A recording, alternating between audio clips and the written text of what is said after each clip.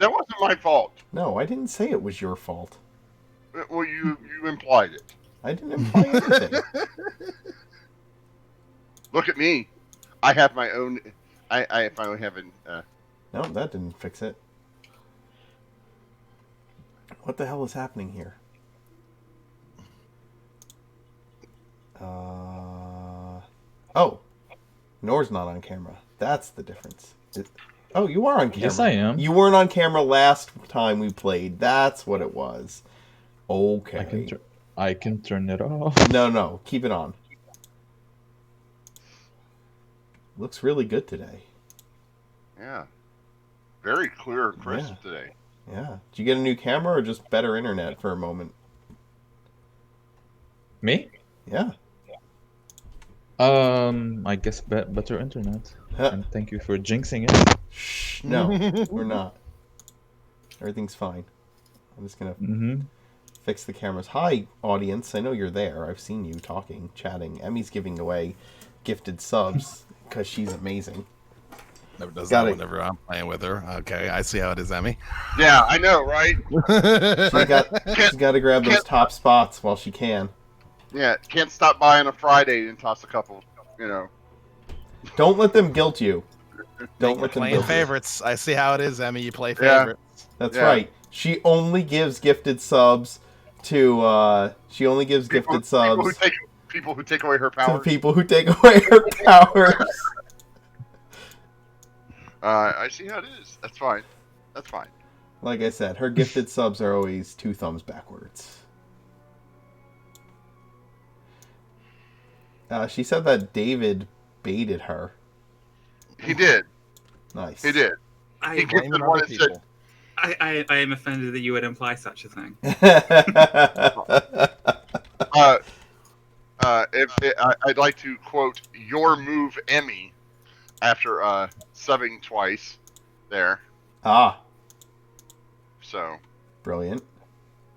Mm-hmm. Is it really David's fault, though, that Emmy just falls for it?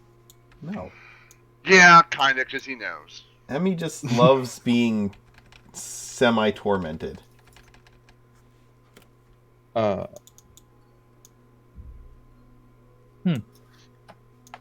I get to resub in 6 days.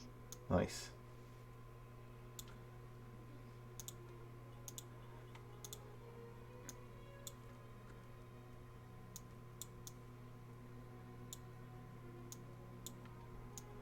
We're getting there, guys. I didn't realize the cameras were going to be this fucked up. I mean, I knew the cameras would be fucked up. That's normal. But this fucked up? Uh-huh. I was not expecting that.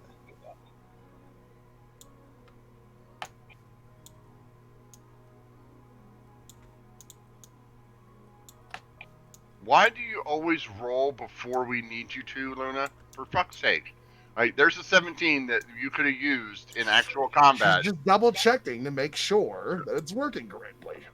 No, she's making sure she wastes the one roll she needed. So when combat rolls around, she's going to roll a 2.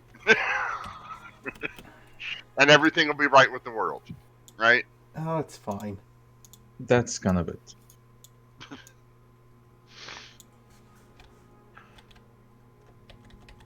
Hey, I got a nat 20 last time, so... Yeah. Nothing wrong with bad initiative. Mm-hmm. It's a class feature for every cleric, so... David can tell you all about it. Wow. I mean, it's true. Yeah. You pick a cleric, and all of a sudden your initiative is ass. That's why I theory crafted a cleric that has a +10 to fucking initiative just to beat that. You play cleric, you die in a sewer. It's just how it goes. My Monday cleric hit 18, 19, and 21 on initiative yesterday. Oh. That's not a real cleric. I don't know what you guys are doing wrong. They're playing correctly. I should say is the main thing. Okay, I think I've got everybody in place now. Oh, it's there. All right. Cameras are on. Everything's fine. Nothing is broken. Well, Aside from my camera that wants to do the super close up for some reason.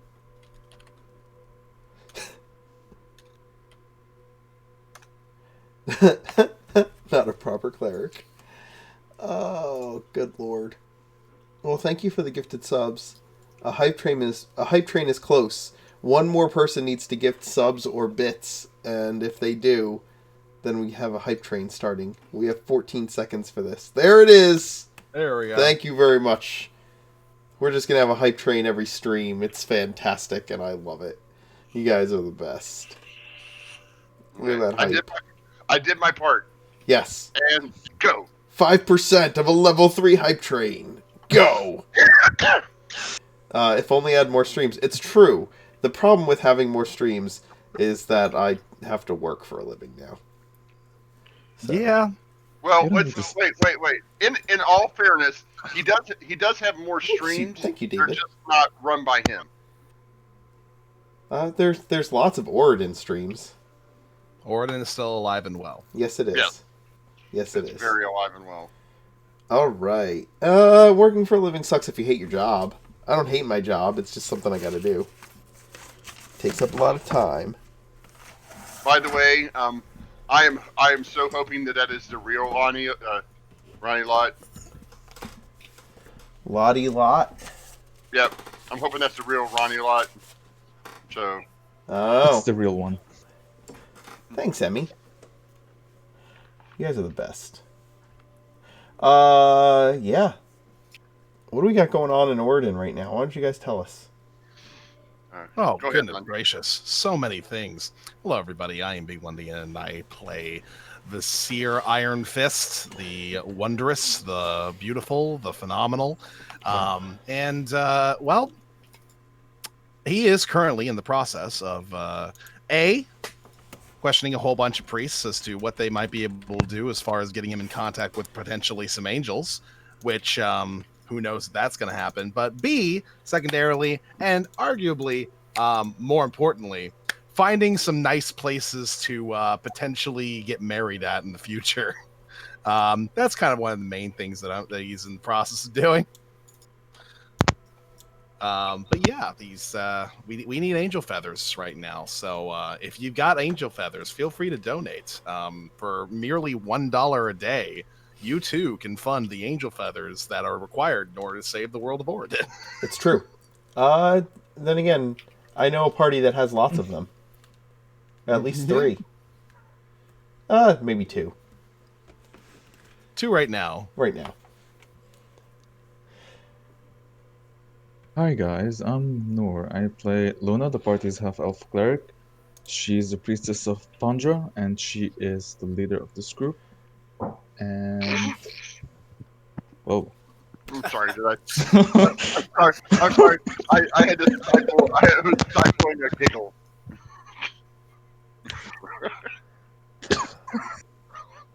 I broke him already.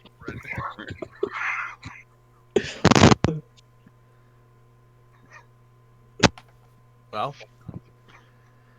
Oh, God. also a resident meme would also... David. Let's just move on. We're just gonna move on. David. You broke I'm Nor David. already.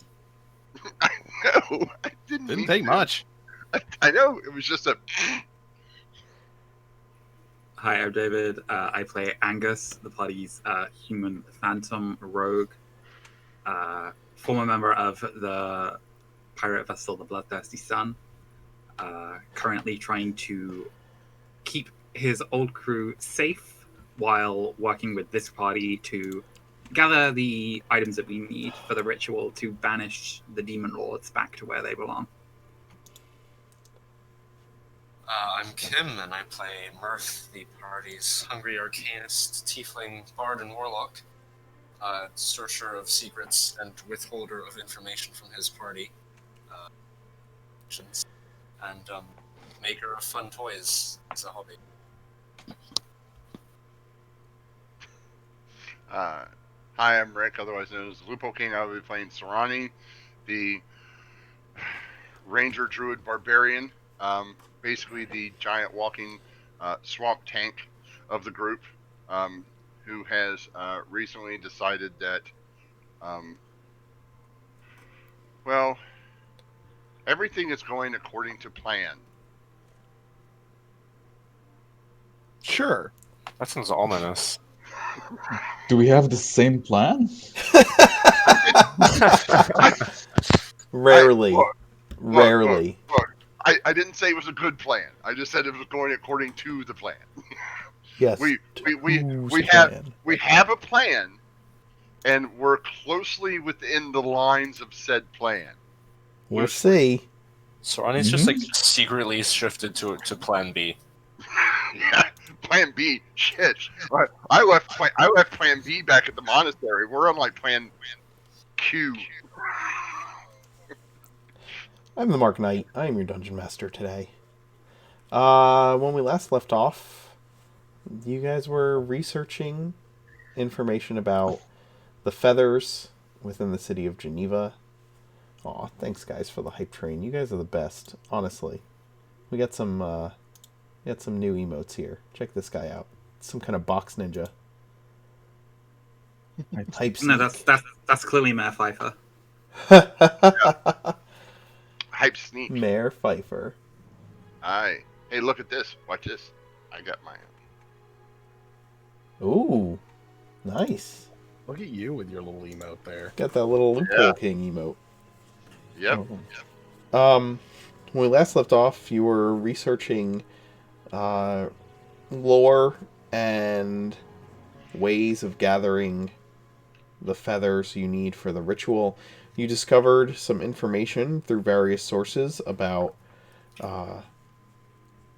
champions of the various gods of Oridon during the Age of Wilderness, who were gifted favors by the gods in order to help lead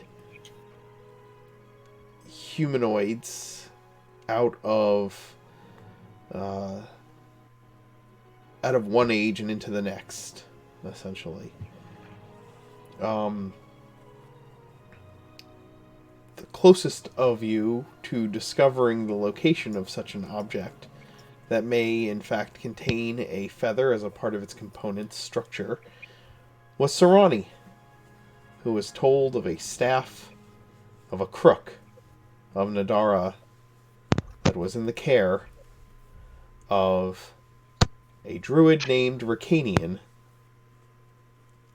and his mother, a priestess of Nadara, Eumenea. Yeah. Tim the mage. There are those who call him Tim.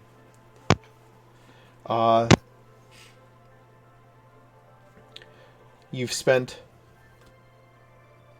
a day or so, or most of the day, gathering information. Vasir and Luna going from temple to temple and speaking with the various priests in those locations, trying to get audiences with their high priests, while Angus and Mirth spent time in the library of Vidian, the largest library in Geneva, trying to suss out lore and research on the subject.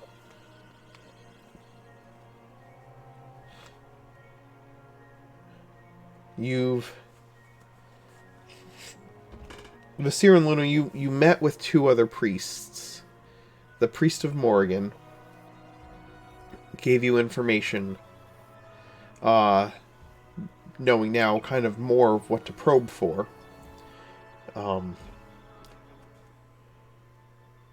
You were told of legends of a great warrior who would come to champion Morrigan and who would reclaim a relic of power that belonged to her once. A spear that is foretold whoever holds it cannot be bested in combat. It was left with a priest long ago and vaulted away for protection. and recently lost.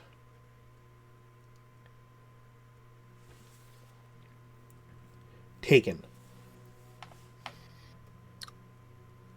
Were we told how it was taken? No. You were simply told that it has been reported that this priest has dispatched faithful agents to reclaim the object.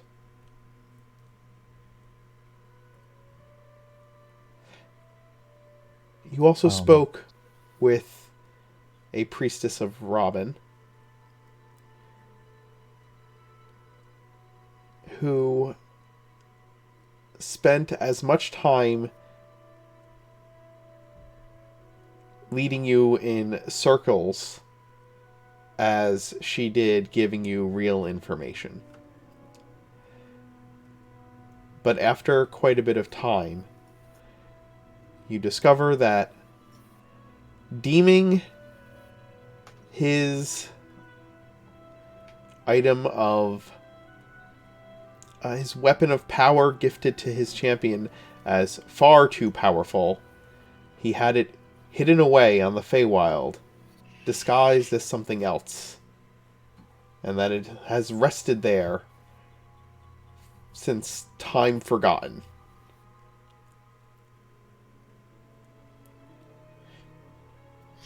So to sum up, from Krakadon's priest, we got the information that that a weapon was entrusted into one of his faithful that was lost to the seas. Yes. Okay. And the Tempest Cove. Mm-hmm. Yes. And for Robin, the weapon in question that was blessed to his faithful was lost in the Feywild, dressed as something else. And Morrigan's weapon is currently being in the process of being retaken by champions of her choosing. Correct. Okay. Did we get any information about that priest? The priest of Morgan? Like who he is, name? Any leads? Who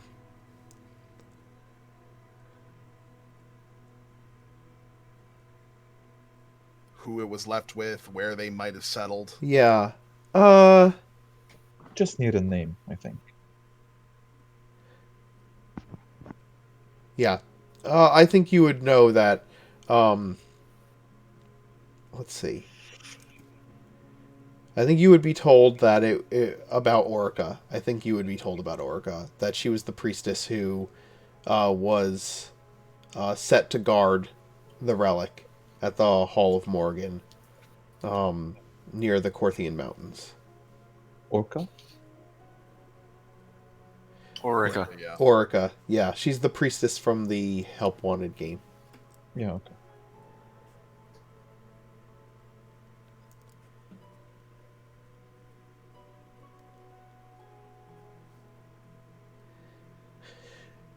After meeting with these few priests, and Sarani meeting with the priest of Nadara, the group of you head to the Library of Vidian, where Angus and Mirth are supposed to be doing their research, in order to regroup and discuss what you've all learned.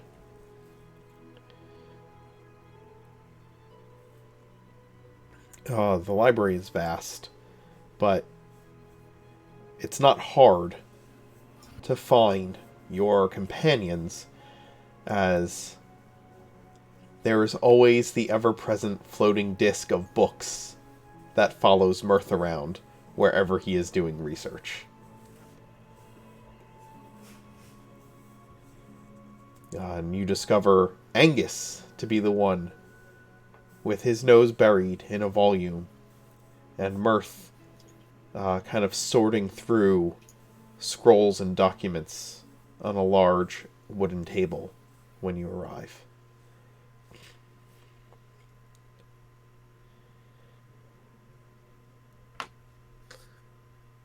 This here will kind of make his way through all of the various books that have been sort of scattered about, and then head over towards where Mirth is. Hey, okay, just gonna. You guys Oh, yeah, have don't a step lot there. of books. Yeah. Okay. So we managed to find some information. I'm not sure how useful it all is, but it's something. Something is good. We're working through it right now. What did you find? Well, the priest of Krakadon let us know that we might be able to find what we're looking for if we search in Tempest Cove. The priest of Robin said that we need to go to the Feywild and look for something that looks different from what we're looking for because it's disguised. Of course, you can't trust the halflings. So we have to go back to Tempest Cove and the Feywild. Yes. And apparently, good news, there's already people who are trying to get back whatever Morrigan's thing is. We get back. Apparently it got stolen. That would make sense. We've known for a while now.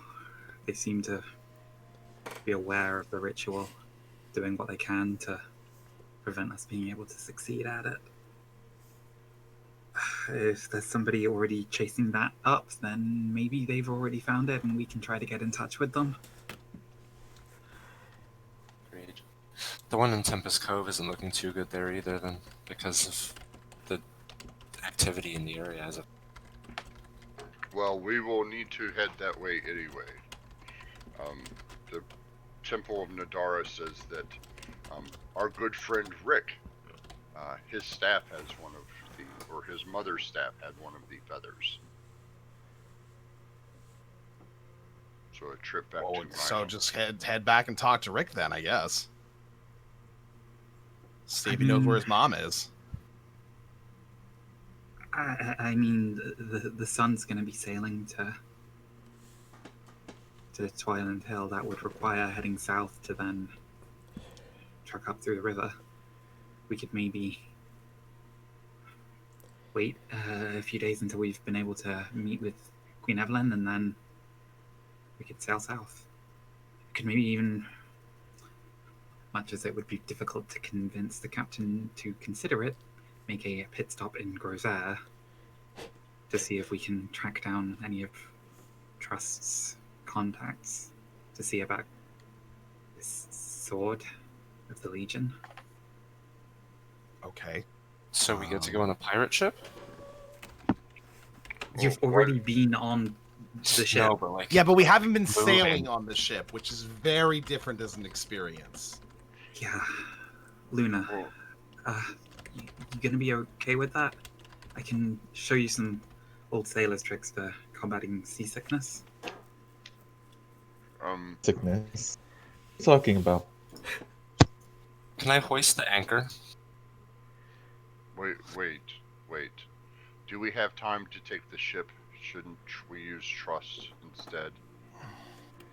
Well, it all goes in many different ways. Like, for one, we don't always know whether or not Trust is going to be able to get us where we want to go, when we need him to. But secondarily, it's sort of like a trip that takes us from one place to another where we can get we can hit two birds with one stone, kind of. Stopping off in Grovair lets us maybe get our hands on the sword, right? And then from there, we keep heading down, and then we get a Tempest. Angus, do you know how much time do we need to get to the Tempest Cove by sea? Can you make an assumption? It would be a matter of weeks. Sailing is expedient, but perhaps not quite as fast as teleportation. I suggested it because I still have concern. Sailing to Tempest Cove, there is a possibility even in the best of times of bad storms in that part of the world. Considering Auriga's continued presence in the Mara swamplands, it's probably not in our best interest to sail with the crew if we're focused on finishing the ritual as quickly as possible. I need to put my concern aside and focus on getting this task over with.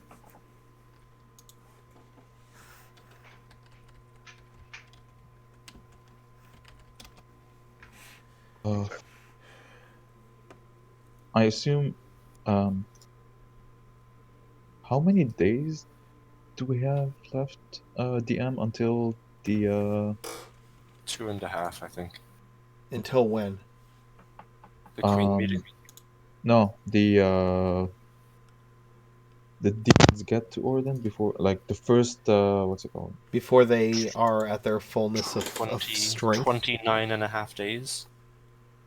Yeah, That's it, that's the first breach. So the that's first, the yeah, the Ivory first Ox. ones, yeah, 29.5 yeah, days, I think. the first no.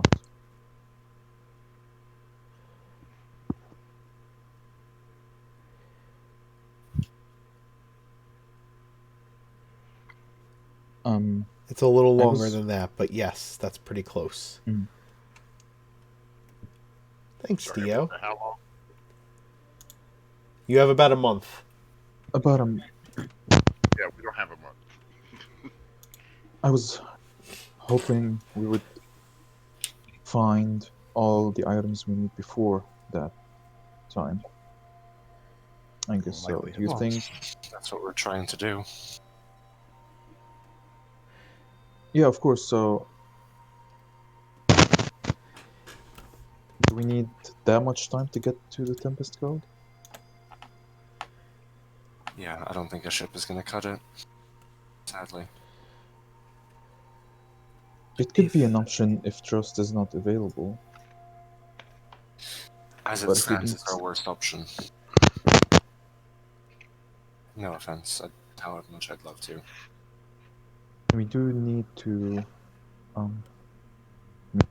with the priest John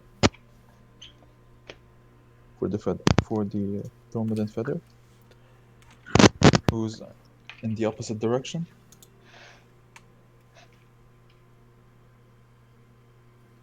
If we're going to focus on getting trust to help us around, then that's maybe a good point. We know that Lady Beer and Lord Arthur are arriving in the city tomorrow. We can check in with them, hopefully attend our meeting with Queen Evelyn, and maybe then return back to Ravenreach via Trust to check in with their team, feedback anything they need to know. Maybe even from there, what would be our best move after that? Would it be to head to Grover and follow up on these leads regarding the sword? Or would it maybe be better to try heading towards the Curthian Mountains and see if we can find this gargoyle prince and maybe even a lead on the spear?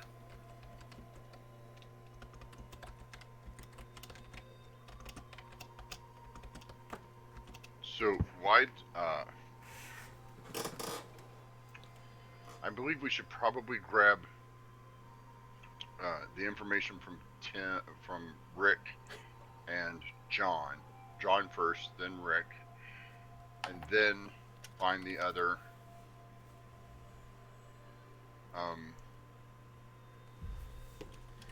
pieces, like the hand and the spear.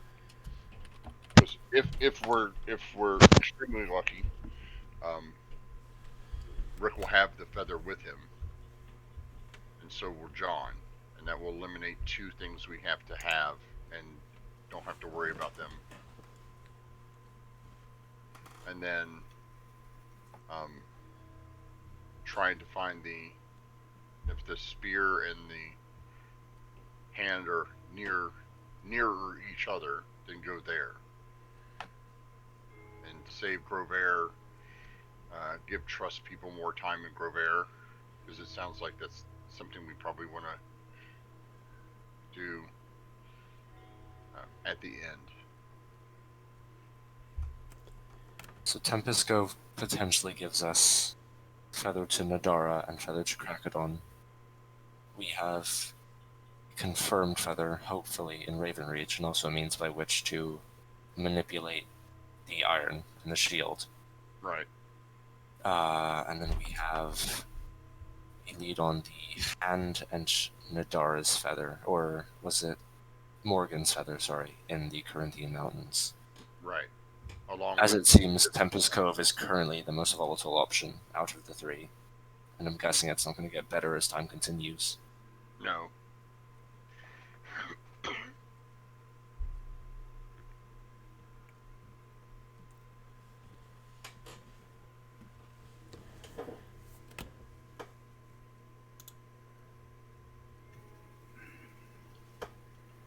For the moment, we remain here, so I guess we're in collaboration mode again.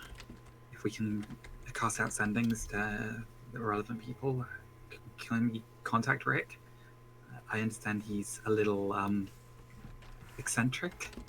Yeah, it'd So be I'm kind of not a pain in sure. the butt to go down and visit him and him not know where his mom is.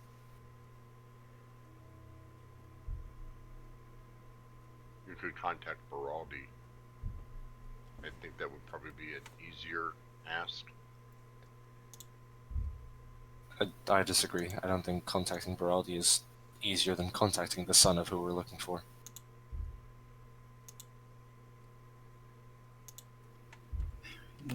If I understand how the spell works correctly, the person you contact is the person who can respond. If we're using Baraldi as an intermediary between ourselves and Rick, then that's going to require more castings of the spell, as he takes time to ask our questions to Rick himself. Like I said, I understand he is peculiar and might be difficult to correspond with, but it would probably be a better use of resources to contact him directly. That's fine.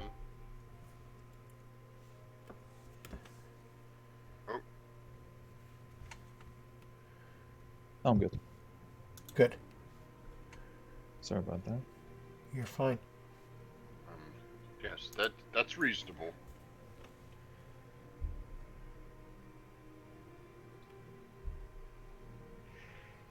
First time in a while I've heard Sarani be approving of a plan.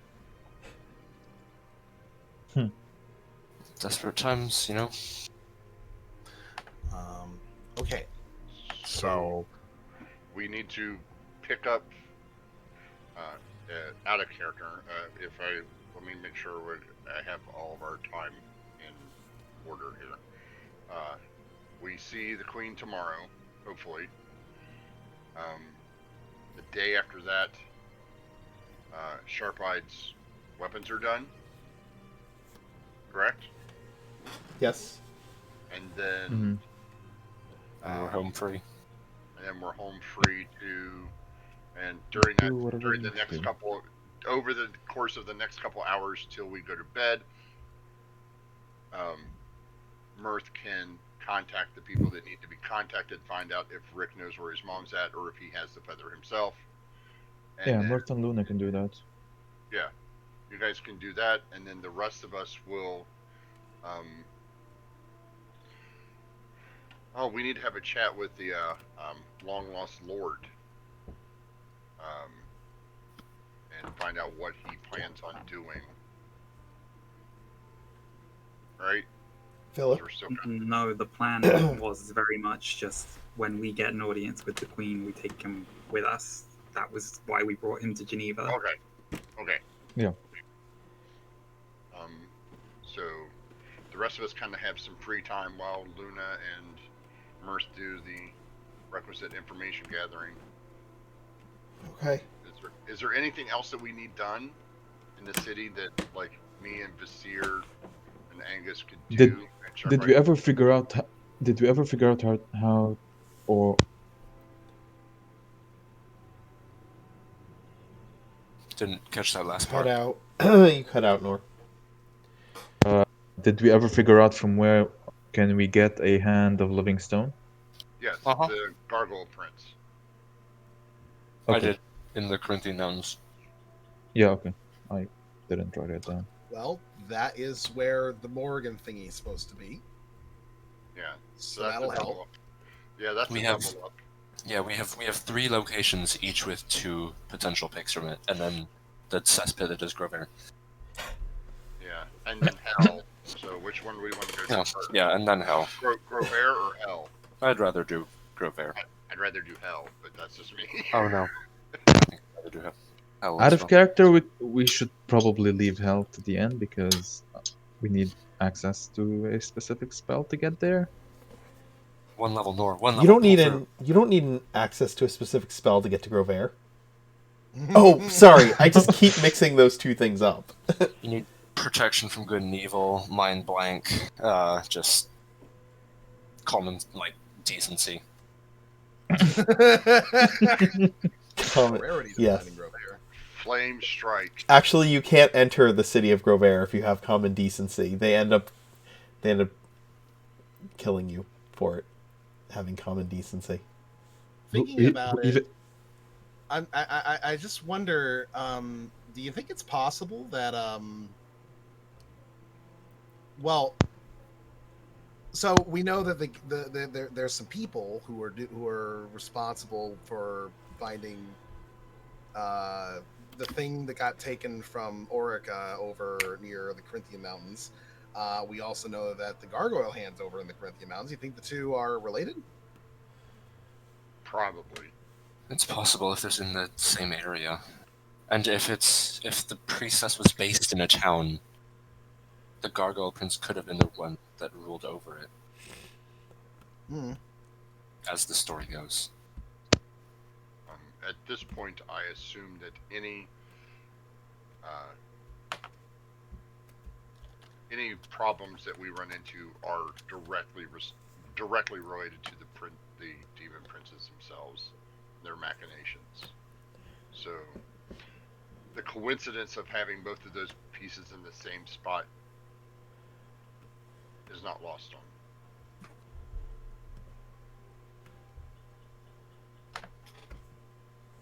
Just bad DM storytelling, that's all it is. No. I'm talking about it's all working out. It's all coming together. Yep. Ah. Yeah. So what's your next Yeah. step right now? It sounds like group consensus is Mirth and Luna are going to contact the people that need to be contacted via sending. And if there's more research to be done, I think is there more research that needs to be done, Mirth? Kim? I'm confident Angus can handle everything he needs to here. I've got a good selection for him. Well, I think Vizier will probably be better with helping him with that. Excuse me? No, then Sarani. Huh? What? I said I think Vizier will be better at helping Angus with that than Sarani and Sharp-Eyed. Oh, okay. I thought you meant instead of me. okay. I was very offended. No. You and so Mirth and Luna are going to be doing sendings. Vizier and Angus are going to continue to delve into the stack of books that Mirth has laid out for them, and then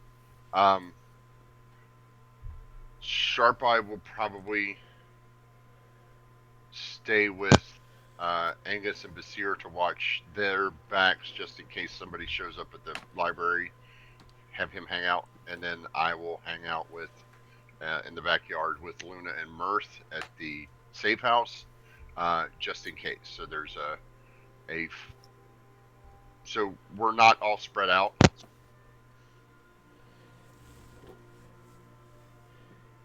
Is this the plan, everyone?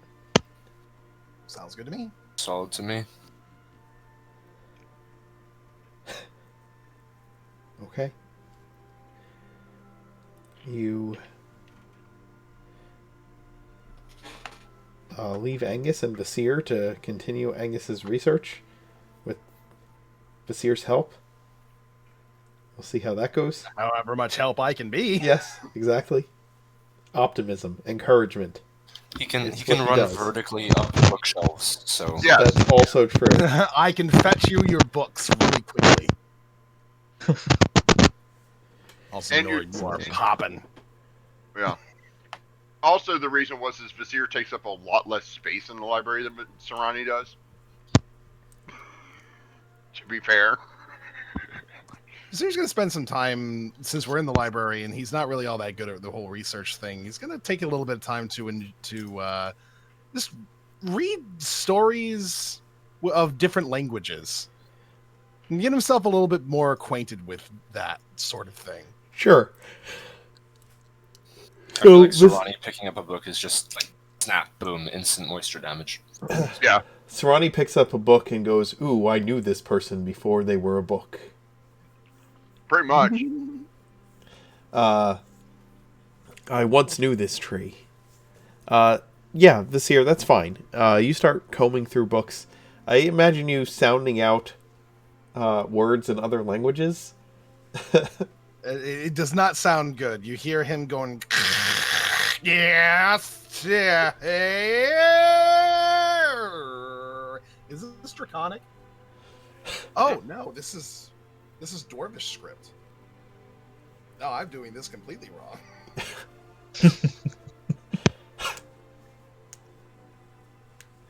At least he's trying. Monsieur, I think it is relevant for you to understand as well that the Dwarvish script, because it was one of the more archaic scripts, was co-opted and used by some of the other races. There is a possibility that it might be Gnomish, although I believe that Claudia did have an interest in the fabled ancient home of the Gnomish people.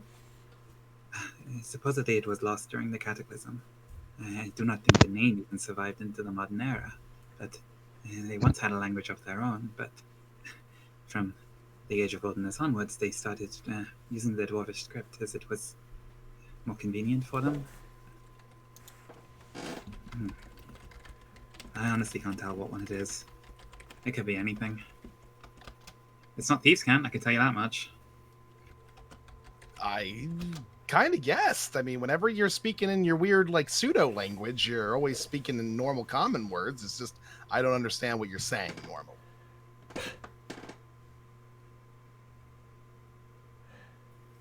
I mean, I've taken the time to teach some of it to Mirth. If you have an interest, I could try to pass it along to you. It might help us if we're in a situation of needing to convey messages to one another in mixed company. Might be helpful. I am kind of trying to learn new languages, so this will be a good start. You can go looking for more gangs, by the way. Why the sudden interest in linguistics anyway? Were you maybe thinking of looking up some love poetry for Luna?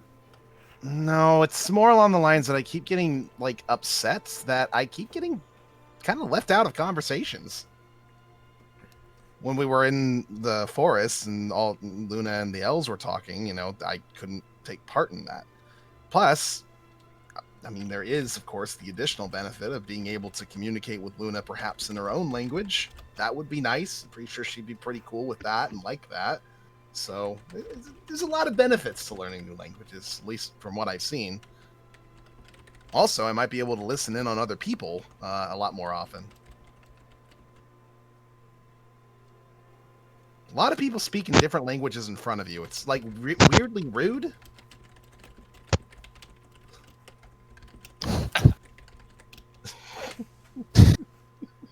Lundy. Sorry, that's a Sunday game joke. That's rude. Yeah. You started it, Mark. I never really got the grasp of Elvish. Thieves' Cant, it borrows bits and pieces from here and there. You work with people, you pick up a little bit of their lingo. So there's, bits of Orcish, bits of Infernal mixed in. It doesn't tend to typically have, like, the same literal meaning. It sort of develops its own sense. But, Jasmine tried teaching me some Elvish, and it's very fluid, very floaty. I can't quite get the nuances of it down, but if you work at it, I'm sure you'll figure it out. fluid and floaty, so probably in the way it's pronounced, it's supposed to feel that way. So a little bit more musical. Seared kind of opens up a book in Elvish. Nope. Not doing that correctly at all. Nope. Yalla khalas. It's okay, like you said, musical. So I'm just gonna like start tapping on the desk to sort of give like a little bit of a drum beat, like a percussive sort of rhythm. We'll try a few different tempos and see if we can find one that works for you. That actually sounds like a great way to learn. Phonetic learning.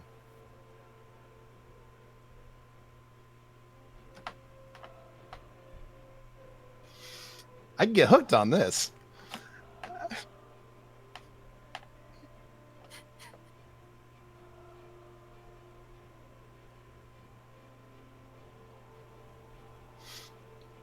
I'm sorry, I'm just picturing Elvish Sesame Street. I'm like mad at myself for these jokes. I'm just picturing it's like Bert and Ernie, but like that Bert is an elf and Ernie's a dwarf. Dora, explorer of the ancient forest. Oh my god. Oh, Mark said he'll be right back. Yeah. Keep going. Do something. Keep being charming. It's the only thing we know how to do, David.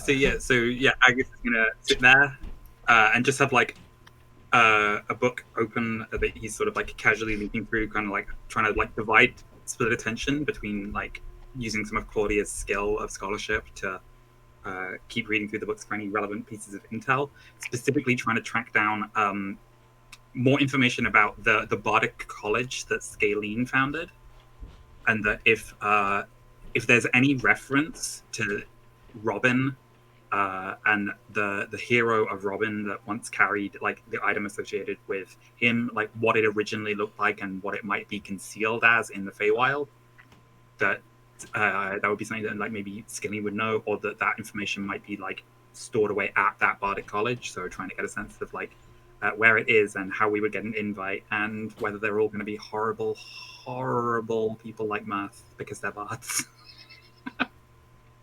A worthy thing to investigate, honestly. Mm-hmm. You just imagine an entire college of Mirths. What's wrong with Mirth? No, Mirth as he was when we first met him. Imagine was the cool. imagine the field trips. He was getting us magic. Hey class, today we're going to museum. Don't touch anything. Miss Frizzle is obviously a bard at that college. Oh my god. She's got strong bardic energy. Oh yeah. Yes, that's true. College Sorry of about Lore that, guys. from Miss Frizzle. Definitely College of Lore from Miss Frizzle. Luna and Mirth. You are going to be casting sendings? Mm-hmm. Who are you sending to?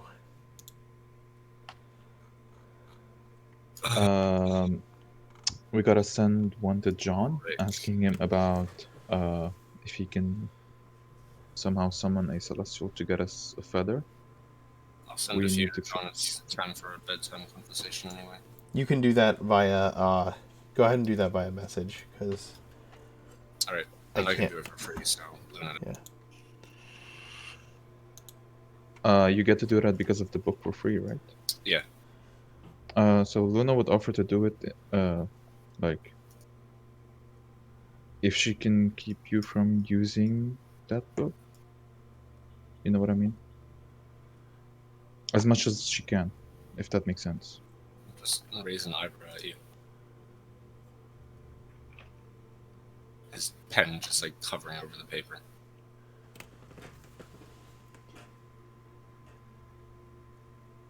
I mean,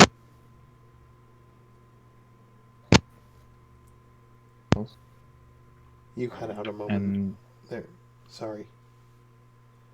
I got cut off. Yeah, just for a second. I said, like she would tell Murph that she could use it. There's no harm that comes from that. And I've used it plenty before, and as far as I know, he doesn't charge interest. Does this demon in any way like get to listen on these messages level? Actually, I don't really know. I haven't asked him yet. I don't think he'd want to answer that. Should we talk about this specific thing? Like, is it safe? He doesn't like demons anyway, or I'm assuming. Most of them don't. Do we know that, DM? I don't think there's been anything to confirm or deny that idea. In standard D&D lore, yes, demons and devils are at war. In Oridon lore, I don't think that's come up.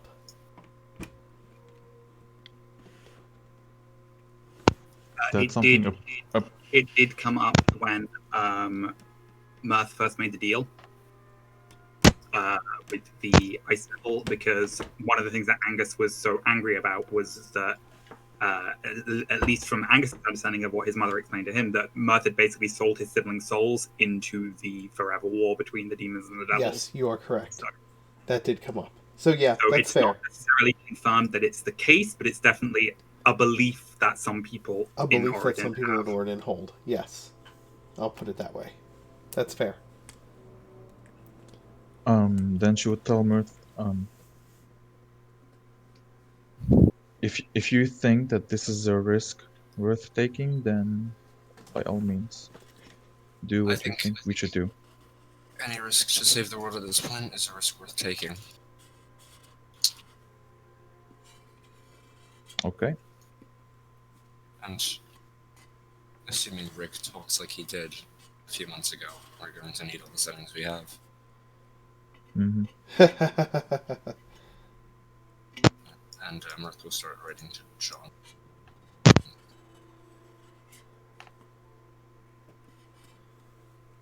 Okay. There was one to John, one to Rick, and I'm assuming we'll need a lot more than one for all parties. Yeah. Since we want to have a conversation. Mm-hmm. Sure.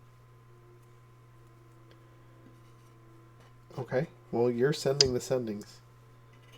Oh, I'm sorry, Mark. There is asking John about the bands of Dragonforge Iron, if he can help. Not You guys just did the- that not already. just the Yeah, feather. we already did that. We already did that. We did that? Yeah, Okay. he's Yes. capable of helping. We have to like Cool. arrange time, and Okay, that's fine. and also I have to ask him if he can summon an angel via Thor. Yeah, okay. That's it. Okay. Well, send the sending to Rick. You can send the sending to John, like I said, through Discord. That's fine. Yeah. But as far as the sending to Rick, you'll have to tell me what you're asking him. Like, you have to actually send the sending.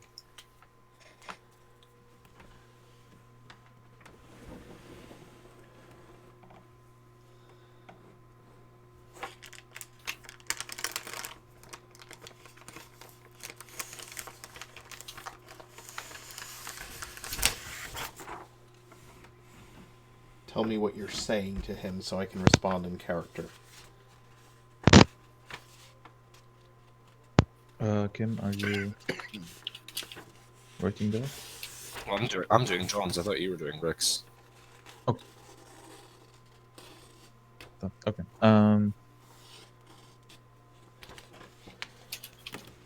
Greetings, old friend. We are looking for feathers of Nadara, belonging to an angel of Nadara. Do you have any? Something along those lines, I guess. More specifically, if he has any, or if he knows where his mom is. Yeah. If not, do you know where we can find your mother? Uminea.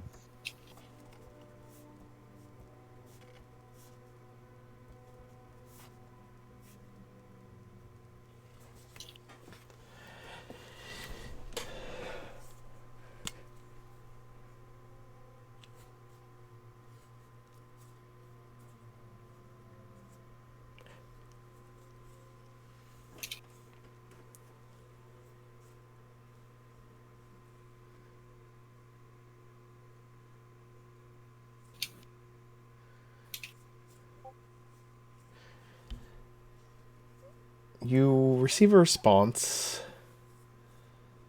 in a very Racanian way. Is there any other way to get a response from him?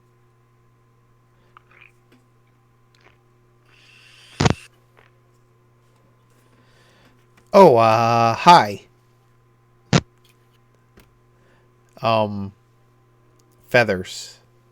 Or mom. Those aren't similar things. Very good. She hops around a lot. You know, like a bunny.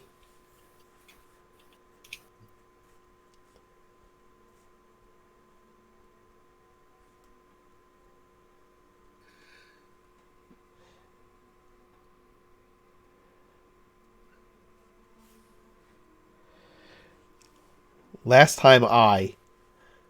And then the message ends because I think that's 25 words. Then she will cast Descending again. Rick? Or Ricanian, please keep your message to about 25 words. Do you have any feathers of Nadora? Of If not, can you provide us with a specific location of your mother? Or how we can find her? Oh, right. These spells are so limiting. I can only use 25 words to talk to you guys. I think the last time I saw, and then the spell ends because that's 25 words.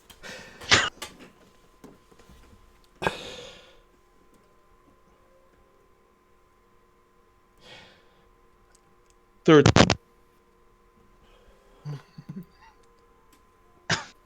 Third time's a charm. Ricanian. Get to the point. Sorry, I won't do that again. I'll keep the spell limited to what you need to know. The last time I saw my mother, she was in Two more. her grove.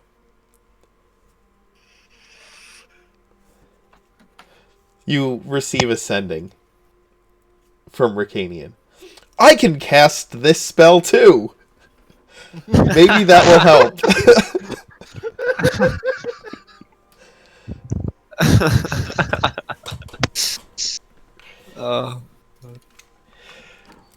I don't have any feathers.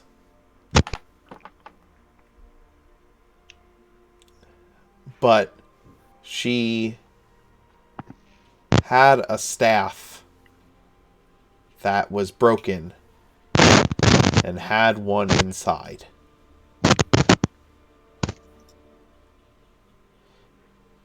Can you provide us with a location of her grove? Or how we can find her?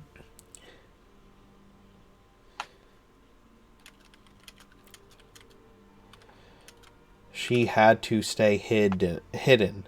She had to stay hidden. Something was hunting for it. She hops around a lot because of that.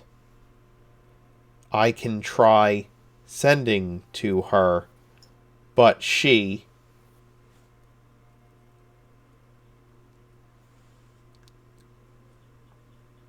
Then it stops.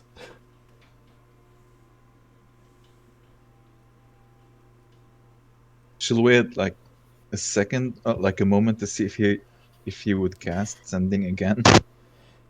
Yeah, he does.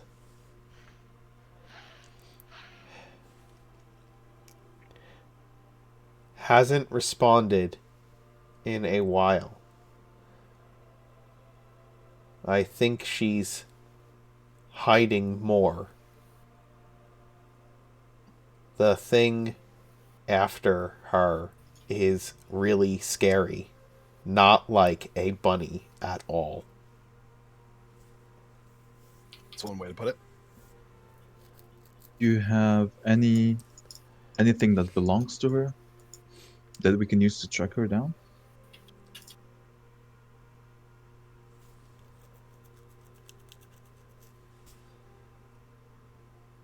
Oh, yeah. I got some stuff. You want the stuff? I got the stuff right here.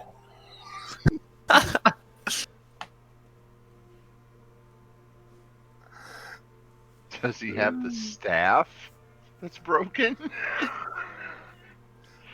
No, No. he said she has that. Yeah.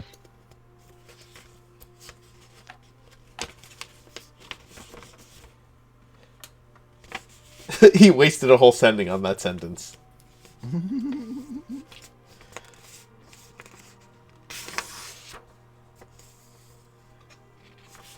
Well, it's good Like- to know we're not chasing bunnies. Out of character, like I know scrying won't help. Like I'm not sure how else can we track her or find her. So she would like take a moment to ask Mirth if he has any ideas. If there's another way other than scrying, perhaps. If that To makes sense. find someone magically? Not Like, what if they're protected from these kind of? What if she's protected from these kind of spells? if they're protected from these kind of spells, we're not finding her. Simply put. I can cast a spell that can foil any scrying, essentially.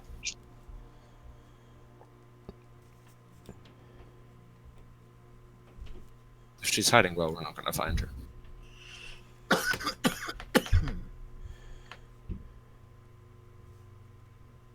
Then I think we don't have any other choice.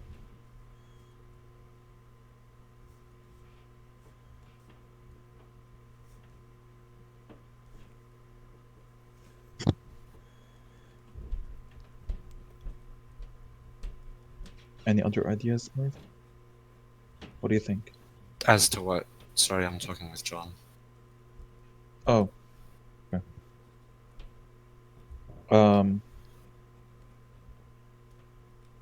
Like she would tell Mirth that Ricanian doesn't know where his mother is, so she would ask him. She would ask Mirth if he has an idea how we can find her, perhaps. What can we do? Like You- for somebody that does his best to stay hidden, he gotta like he knows. He probably has a few ideas.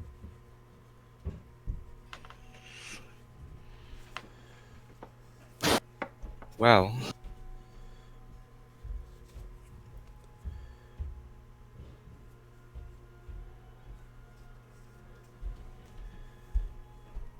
honestly, I'm kind of stumped. If she was hiding something, she was hiding herself as much as the thing she had. Assuming she wouldn't want to leave it anywhere, because it's most likely safer with her. Did you ask him whereabouts, like, of that grove, what her name was, if she has any connections in the clergy? Just branch out, we can't just find her. We clearly have to find her through other people. Ask where the grove is, if she has any other priests. Rick told you that he was going to try sending to his mother, but he hasn't heard from her in a while. And then, as Mirth is having this conversation with you, you get one more sending from Ricanian. Oh no. Oh no. Oh no. Oh no. Oh no.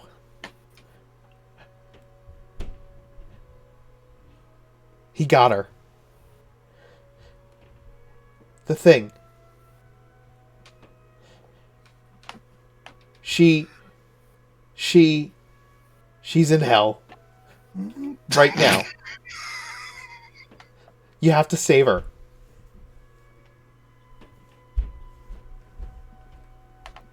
Except maybe more panicked than that. Yeah, coming from Rick, it's he got her sounds like she lost the game of tag. Yeah. No. It's much more panicked than that. I was just counting words at the same time. It was much more. There was probably tears, lots of tears, and just like, oh no, he got her. She would put her head in her hands, would tell Mirth that his mother is in hell. Luna, ask him who he is.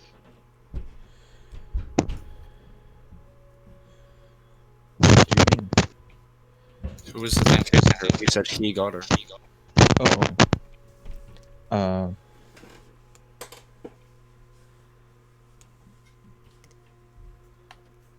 She would send Buganian. Who has her? Who or what is he? Tell us so we can probably save her. I need more information from you to know how to proceed. And stop wasting spells! He.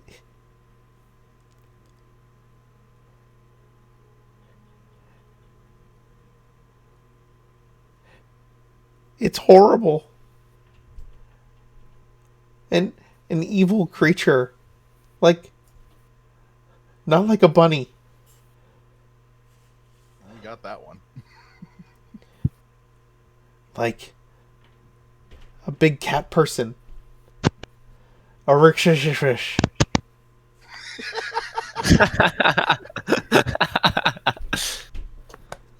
I feel that.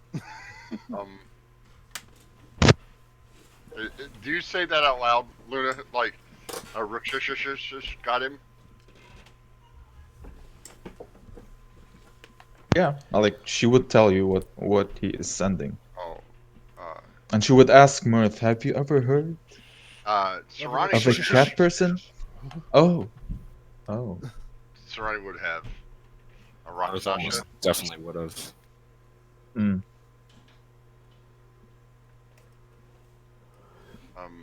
What do you think he meant by that? Cat thing.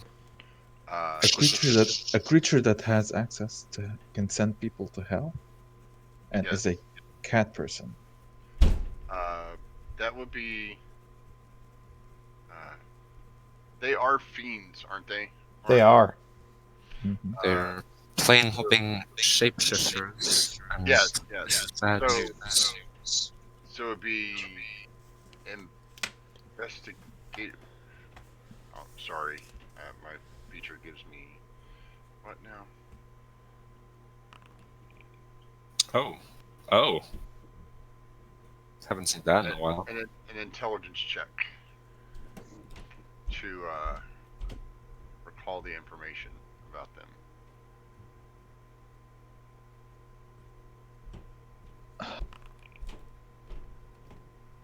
And during that time, she would like send Ricanian a sending asking him, did she had any friends? Like, did she had any friends? Where?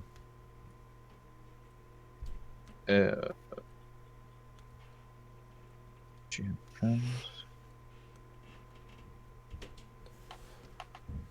where might we find her grove? Who knows where it might be? Like um, something along those lines, basically. I'm sorry, ask that one more time. I said she would send Dracanian ascending, asking him if he like asking who are her friends, who might know where she is, the location of the grove, basically. Like just Uh, my, whatever information he can give about her or her acquaintances. It could help.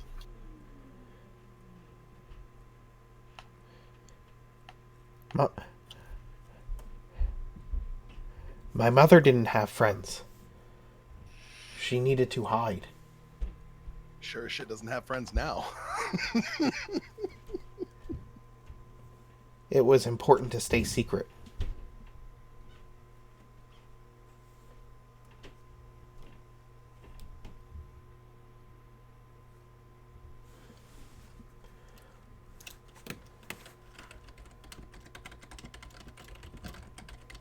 So how much knowledge does Serrani get with that roll? You rolled a 21. I rolled 2 21s with advantage. Yeah, that's awesome. Uh, you know that Rakshasas are fiends. They are usually out for themselves, specifically for their own comfort and wealth and power. You know that um, they are incredibly resistant to magic. Uh,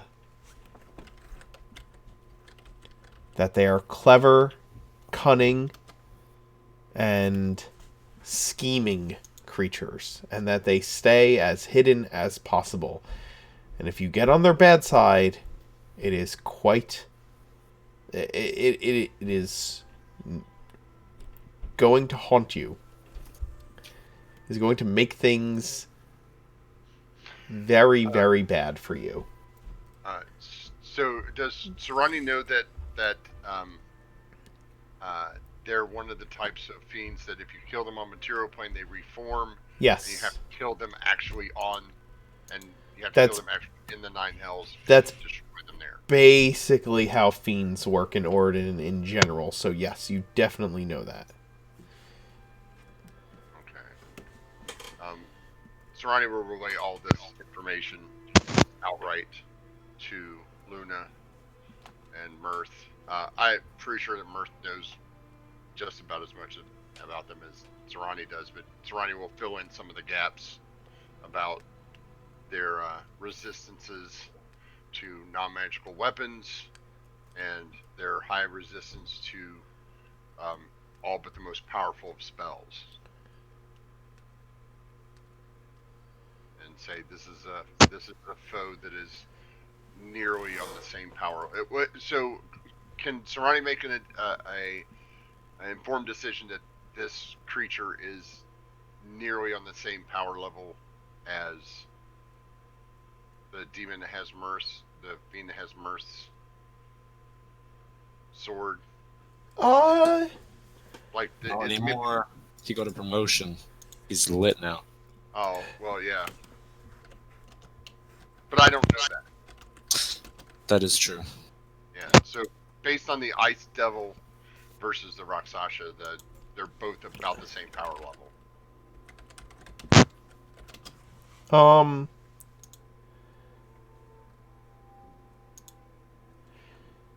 Before the demon got swole. yeah, I would say that. I would say that that you would know that a Rakshasa is about as dangerous as the ice devil that you all encountered. Yes, I think you could say that safely.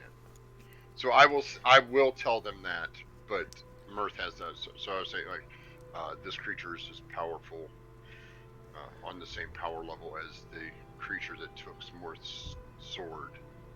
So they are not to be trifled with unless we plan accordingly.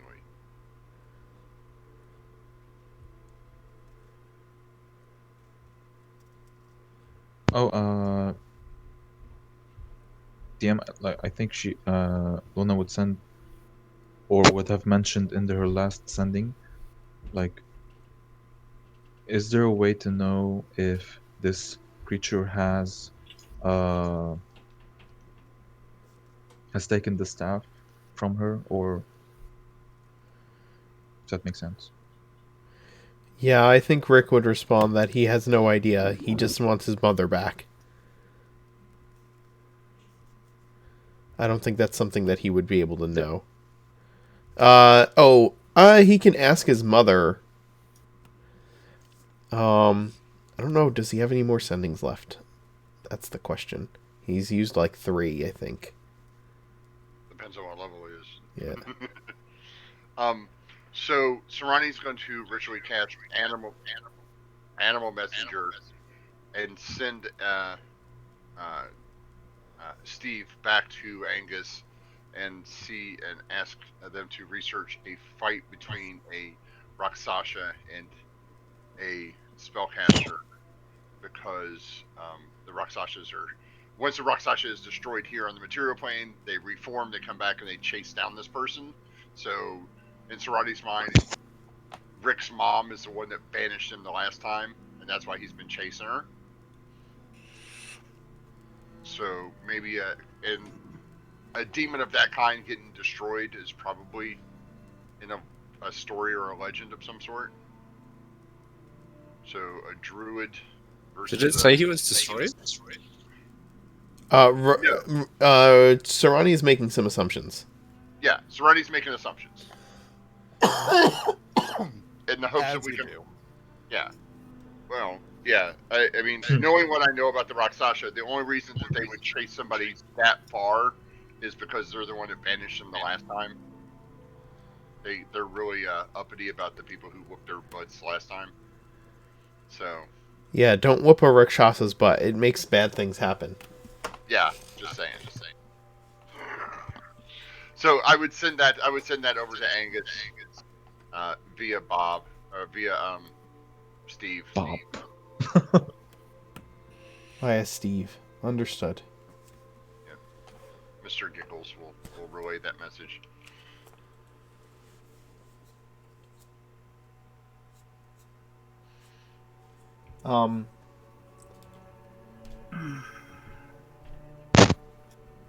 Okay.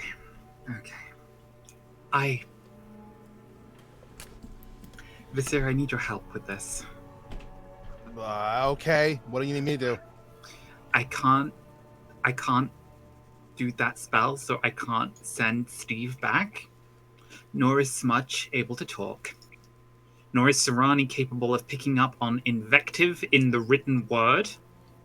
So how do I express to Serrani that if he wants to do research about some demon, he can come back here and do it himself? In a way that he will understand. Oh no, Steve writes you a letter, like a small rolled up note, like a carrier pigeon. Yeah, and that's the point I'm making. I can't send him back because that's not how the spell works. I can't send Smudge. Smudge can't communicate. And if I write it down, Serrani won't pick up. So what I am saying is, for fuck's sake, if you want to research this and this is your area of specialty, you can come back here and do it yourself. I have other stuff to be doing right now.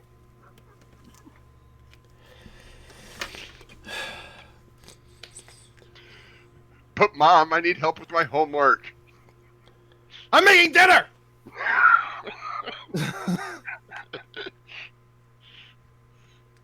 Yeah, it hasn't dawned on Serrani that he could just go over and do it, because he assumes his job is to stay here with Luna and Mirth and relay this information to you guys. Yeah, because God forbid Serrani do something helpful. I'm helping.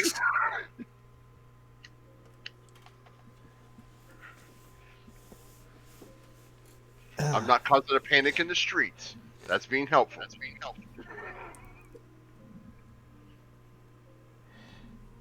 So you've gained this information. Rick probably would have told you as well, just kind of like shortcutting some of the sendings back and forth. You know, he did reach out. He was able to communicate with his mother. He found out that she was sent to the Hells by the Rakshasa, and that she doesn't know what happened to the staff. So, That's not helpful at all. no. Yep. But that is the information that I think would have been gleaned from the events that have occurred. Then we have to That's fair. assume that he has the staff by now. So unless there's something else we can find out. No, it's quite likely. Well, Hmm? I guess that makes Hell a two-parter as well, then.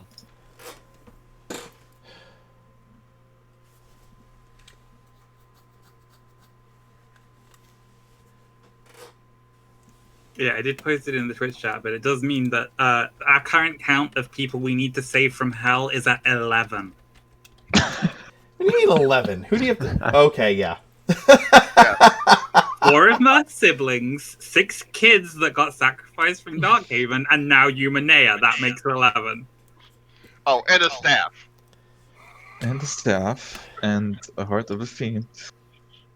And We're not rescuing that, we're taking it brute force. sure.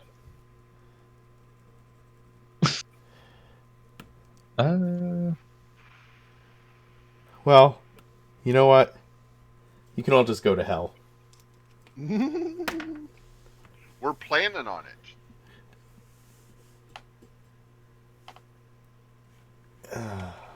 Good God. Luna, is there anything more you need to know from Rick?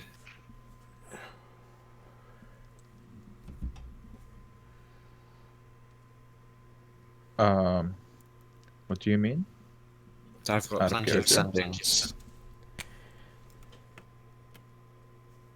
I'm sorry, I couldn't hear you.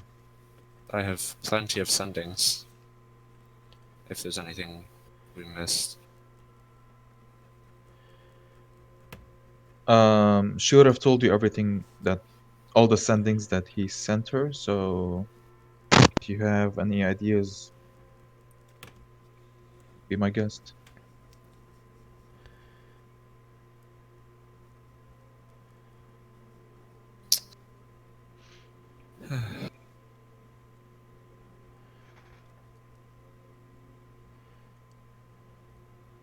Um, Yeah, not really. Seems to be mostly dead ends. And if she's trying her best to shield herself, we can't reach her through scrying. Well, she's not shielding herself. She's not anymore. shielding herself, she's in hell. She's captured. So Can you that's why. did Surani mention, is there a way to contact this Rakshasa in general? Well, I mean, yeah. none that surrounding. He doesn't know the actual. Yeah, I'm just asking that if you, like, if there's a way, because I, Contact other plane. I don't think I can pick and choose, and we don't know who he is. And he's not a being of incredible power. He's not a dead god or an ancient sage. He's just a cat demon with funky thumbs. Well, I mean, yeah, but for Serrani, that's just like that's. Maybe he has a warlock somewhere in the world that you can communicate through. Might. Oh, well, if you know her name, you could send to her. Since Rick can send to her, you can send to her, right? Eumenea? No, you need to know. No, we need to know you need them, to be be familiar familiar. with them. So you at least have to know what they. You need to be able to recognize them in a crowd. That is my. Pick them out of the crowd. Okay. Yeah. If you are capable of picking them out in a crowd, then you are familiar with who they are. Shh, I can pick out an elf in a crowd of devils. Oh, Not stop. that hard. Yeah. How many high-level druids are there in Hell? 12, maybe. Druids? It's probably only the one. Hell's not really big on the whole nature thing. so that's that end. That's the nature of She would- hell. She would say that to Mirth. Gotcha. Yeah. Well, it's not a dead end. I mean, we have more information than we did when we started. Yeah, agreed. And we know where it is. You know where what is? The feather. staff. Yeah, Oh. it's in hell with By Roxasha. extension. That's fine. So we need to Basically, find a fiend in hell with a stick, basically. Well, you know that Eumenea is in hell, and she said she Hmm. doesn't know what happened to the staff after she was sent there. That Yeah, is we what can Rick tells assume you. that. Oh, wait a minute. Yeah, there's wait a a minute. probability that this Rakshasa took this staff, Oh, okay. assuming she was in hiding and he found her. Wait. What? Ask Rick to ask his mother, did the Roxasha just send her or did he bring her? Is he there He with can't. her? Or, yeah, did the Roxasha just banish her to hell? Or did he take her there and he's still hanging around? Because if the Roxasha just sent her there, the Roxasha's here, and we don't have to go to hell to find him. We just have to find him on Origin. Not sure if he can answer that. Like, You gonna ask? Yeah, he can ask. I mean, Well, her We may mother not- can, because either the Rakshasas. I just think we are hitting a point now where plausibly there is just not going to be enough magical reserve left in either Rick or Luna and Mirth to keep casting sending spells if they are having to relay them across a network of Rick contacts his mother, she responds to him. Rick then has to contact Luna to pass that information along. That means that every correspondence back and forth is taking 2 sending spells. Yeah. We have enough information to be working with. yeah, I don't think he can actually answer that question. Like, It is. All I asked was, "Are you asking?" That is all. Yeah, no. That is all I Yeah. asked. So No, You- I think she would not. I already used about 5 sendings. understood. So Rick has used like 3, I think. Again, I've I got said 6 I in don't the know bank. how many he. I don't know how many he has left. I don't know if he has any left. So sure. yeah. Alright. Then, like, I assume she would tell Mirth and Surani we should find the others and update them and see if they need any help. And Mirth also was communicating with John, which I don't know Yep. if he has shared what he has discovered. So I haven't discovered yeah. anything yet. Pat hasn't You're- responded to me. understood.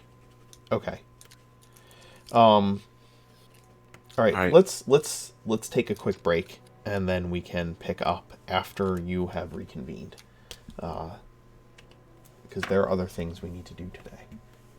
We'll be right back.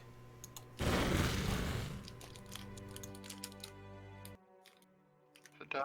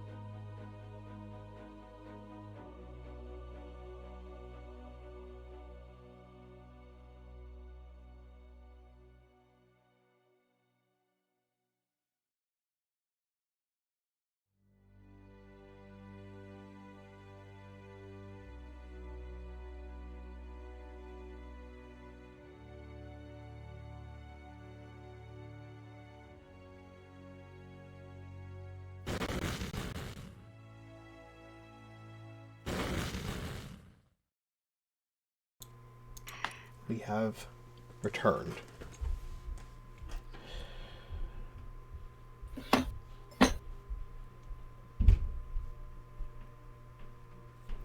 You've been researching. You've been communicating with your allies. You've gained some knowledge of the feathers. But none of that is really why all of you have come to Geneva, is it? You've come to Geneva to bring Philip back to speak with the Queen about Mythfont. Rightio, chaps, I'm back. Sorry. Oh, you just got back. Yes, sir. I was getting yogurt. Didn't realize you weren't there. We went back live. We're on camera. Oh, hello, audience. I brought yogurt. Sorry about that.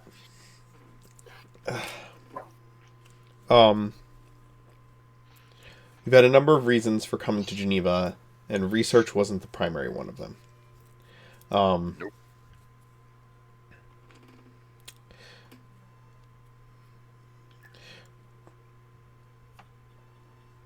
Your time doing research feels like it is wearing thin over the course of the next day or so while you are awaiting the arrival of Arthur and Bea so that you can hopefully get to see the Queen early.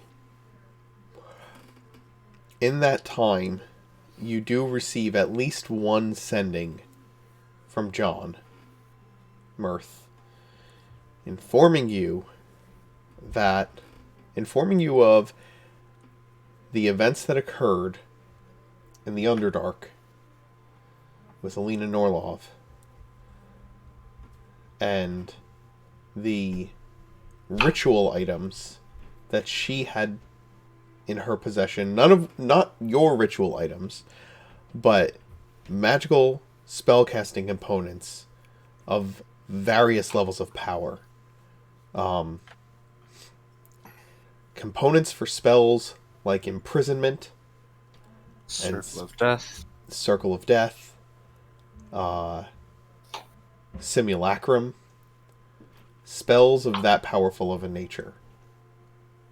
And essentially what John relays to you is that if this woman who was a servant of the Duke had these kinds of components for these kinds of spells in her possession, then if the Duke wants the materials from that shield, which you need for a ritual, he doubts that the only reason he wants it is to keep it from all of you. But it is likely that he wants it in order to use it in some kind of ritual himself. If it's a component for one thing, it could probably be used as a component for something else, and that it should be kept as far away from him as possible.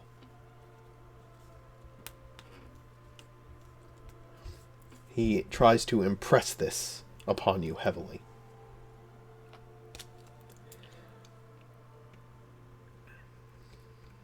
It is that same day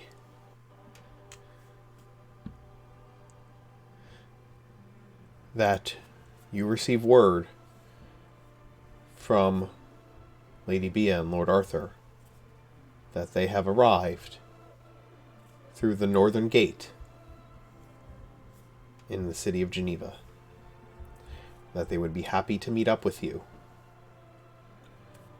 to discuss bringing you with them into the palace.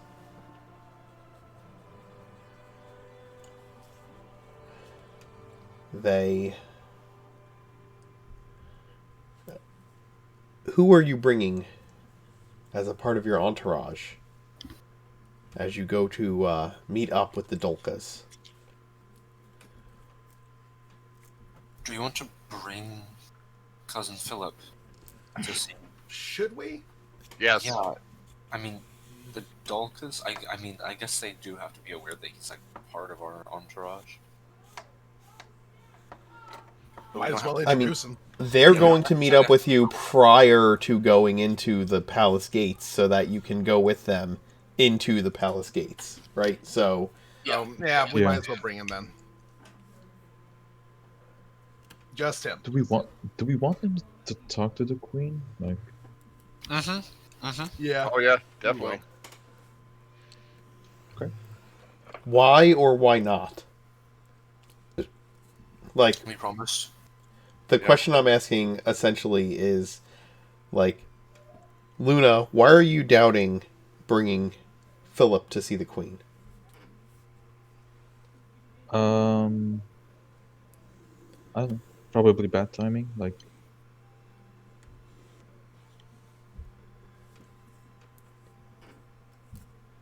um, I can think of a better answer in a bit.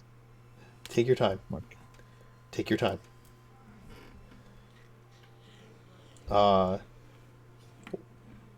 You guys did promise, right? That's the reasons. What are the reasons? Remind us of the reasons why you're taking Philip to see the queen. I'll say that.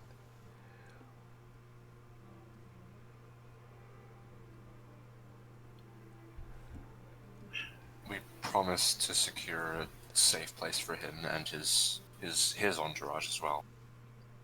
And yeah, well, it might not seem smart putting another piece in the political game currently.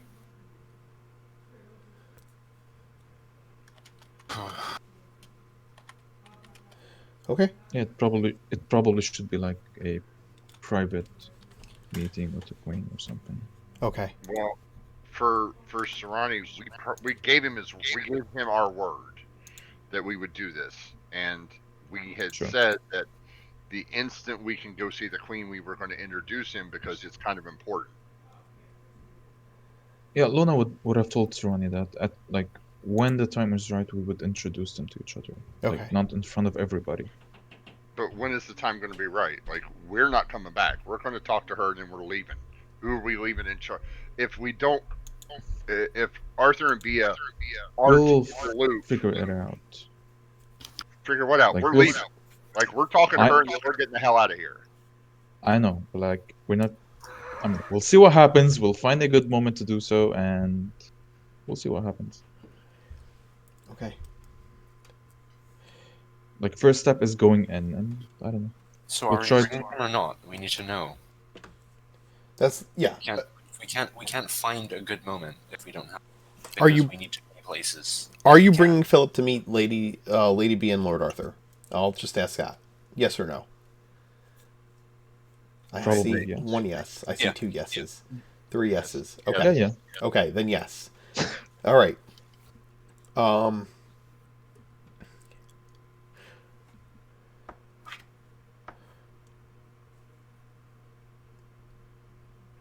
Lady Bia and Lord Arthur stop off at a very well-to-do, fashionable inn for some of the more prominent visitors to the city. One where discretion is highly valued. Carriages kind of pull into a closed lot where the inn's stables are kept, and the entourages of these groups are able to enter in through this courtyard into the inn itself to avoid entering on the streets. For those nobles who wish to avoid undue attention, and they tell you to meet them at this tavern. The Hooded Crown.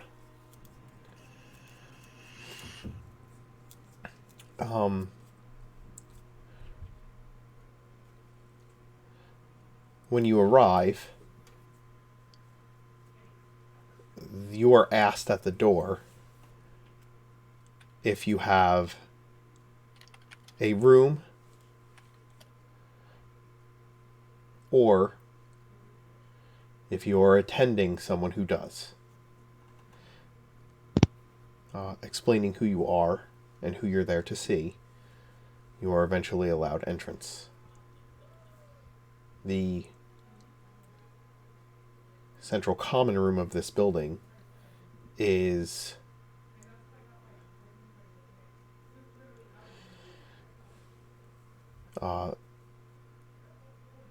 immaculately kept and decorated.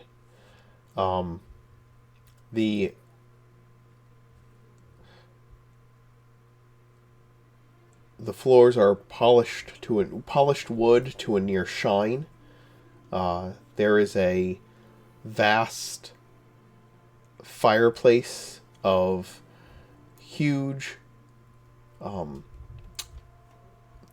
just gorgeous stone, almost carved out of a single slab of stone. Every barmaid and barman is in crisp, perfect, uniformed dress. And you see Lady Bia and Lord Arthur, and a attendee who is the spitting image of John, though a few years younger, who seems incredibly uncomfortable, standing beside them. They are sitting at a table and stand when you enter the room to allow you to know where they are.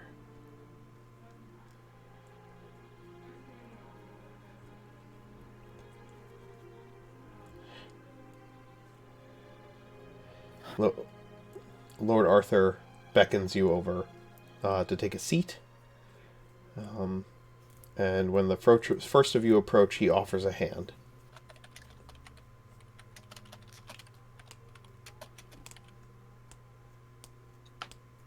Enchante. It is so lovely to see you again, Marcia. Tell me, is the sea breeze helping your disposition at all? I hope that Lady Bia is feeling much better after the last time that we saw her. Oh, and if I may, an introduction. Yeah, he was not with us last time, but we happened to stop off at home. This is my cousin Phil, who was visiting and had not been to the city of Geneva in some time, and so has joined us on our visit here. We are hopeful that you will permit him to attend the palace with us as well.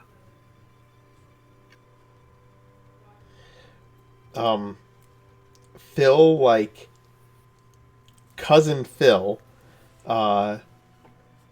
is dressed down a bit from his normal noble attire, outdated noble attire. Not. I think Angus would have had a rifle through his pack and taken out some of the Declan clothes and just seen if some of them fit. Yeah. But he's probably like a little bit taller, so it's like not like the best fit. But yeah, he's got like a Absolutely. bit of a mix and match going on of his old clothes mixed in with some of Angus's disguise kit.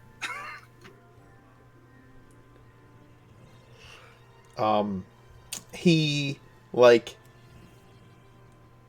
gives Arthur this overly friendly attempt at a handshake, like somebody who's trying to look casual but doing a poor job of it. And says, "Hello, chap. It's a pleasure to meet a fellow traveler in this humble inn." And then he, like, obviously winks in Angus's direction. Please do. Can I? He was kicked in the head by a mule when he was 5. He could touch.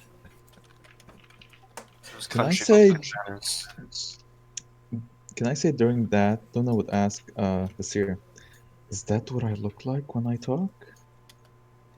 No, you look better, I guess, is the way to say it. You look great when you talk.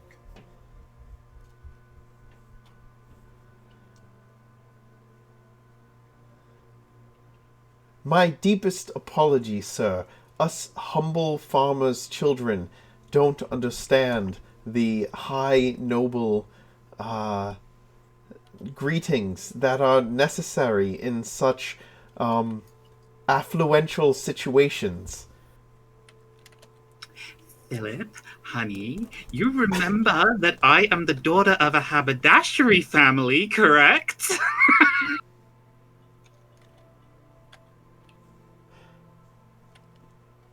Yes, but I'm the son of a humble farmer in Darkhaven. We plant crops that go to the local lord as a payment for living upon his lands. Uh, He doesn't know how politics or words work. He's been under a rock for the last few months. Pleasure to see you again. I hope you have no other problems with your city infrastructure. uh,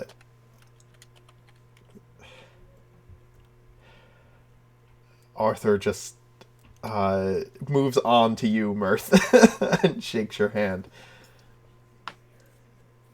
Now that introductions are sorted, why don't you take this, and Mirth will pull a small hand shovel out of his sack, and just give it to Philip, and just go sit with this over there. Now that you've met, I don't. pretend you're planting a crop or something. In here, do farmers plant crops in buildings? I'm just kidding. He wouldn't say that. He knows better than that. He's not stupid. I don't think that's how that works, Mirth. But, thank you for the offer. You're welcome. We need to, adult talk. I'm sure I can attend. Typically, any crop that's being grown inside of a building is the sort of thing you shouldn't tell the city watch about. What do you mean? Well, typically, if it's being grown indoors, it's because it's somewhat illicit. The sort of thing that you're not really supposed to be growing.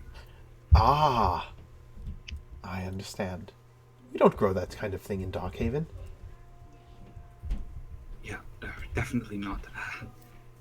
The priestess O'Galvin would not abide such things. Arthur makes introductions. It's a pleasure to see all of you again. The road's been rough, and yes, Lady B is doing quite well. Well, that's good. She wasn't doing great with last time. It was rough. She's had her rest, and we've had some travel. We've been able to, as Annie here says, enjoy the sea air. Please, all of you, sit. Join us for a drink. My wife will be with us shortly. Okay.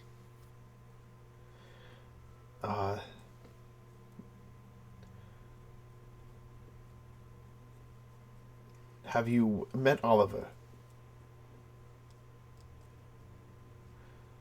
He's my footman. Oliver? He makes introductions to each of you.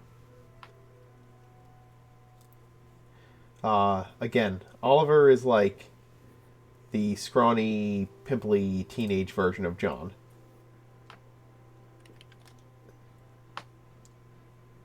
Well,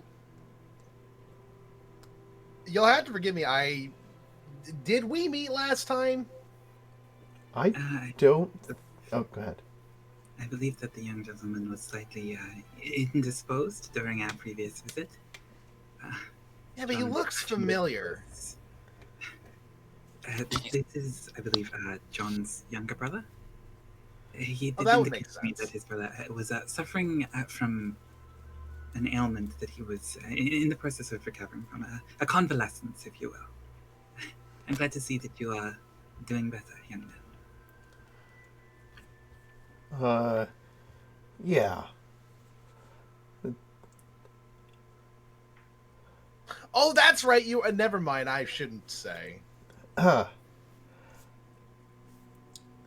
You can say that. Yeah, I'm doing better.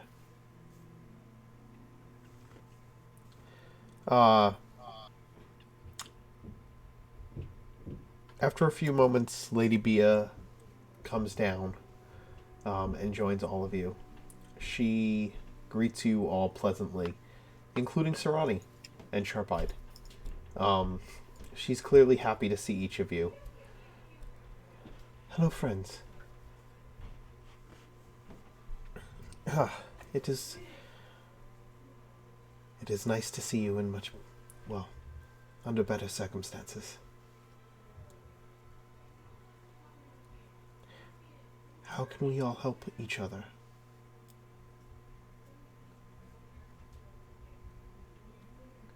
You say you need to see the Queen. Yeah, we kind of have a little bit of a meeting with her. She wanted us to check in with her after we did a little bit of investigation on something, and well, we just wanted to update her on other things that we've also been able to find out since then.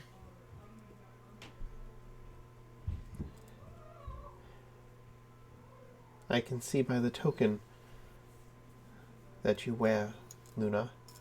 Are you wearing the flower? Yeah, she always does, Okay. especially in Geneva. That you know her, that you've met Evelyn before. We have. We met her back in Twilight Hill. And we kind of helped her in a bad situation. And I hope we won't have to do the same tomorrow. I certainly hope not. We've all seen our share of bad situations, especially lately, and it would be nice to have a reprieve from such things. Arthur and I have discussed it, and you've come to our aid, and so we will come to yours in this, and take you into the palace as a part of our guard. Are you staying for the Queen's announcement? Would you be our guests in court?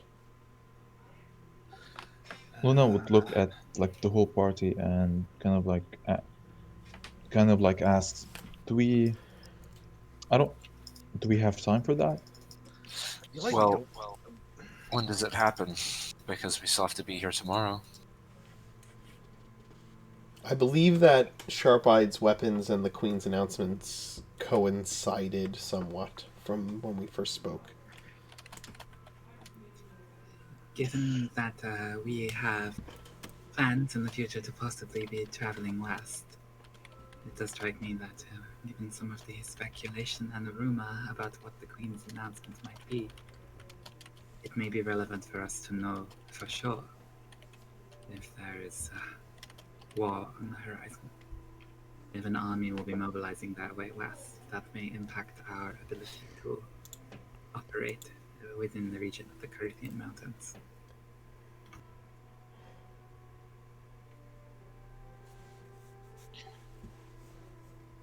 Then I guess we'll be your guests.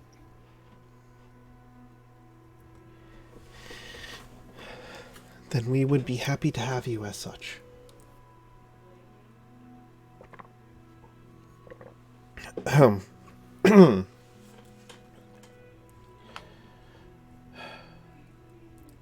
Tell me, we've been made abreast of some of your goals. How go they?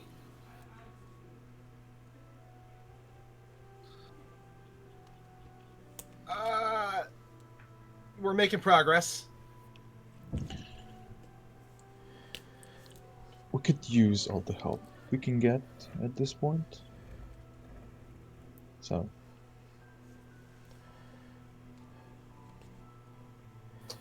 You have hours, of course.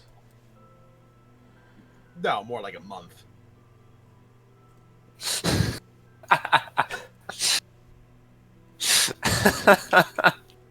You just get some weird looks, Vasir. That was terrible. That was so bad. That was so bad.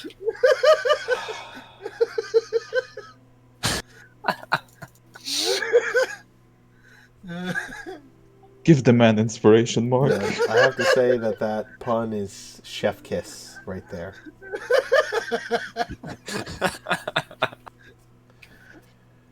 God, I'm pissing my own self off at myself like all day today with all the nonsense I'm doing.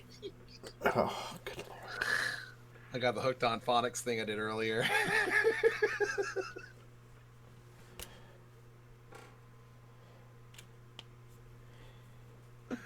Oh. Well, we will lunch here and then enter into the palace. Are you prepared to come with us, or do you need to return? Do you have everything you will need? Because once we are within its walls, it is unlikely that we will be able to leave until the Queen's announcement is made. I believe we're all set here.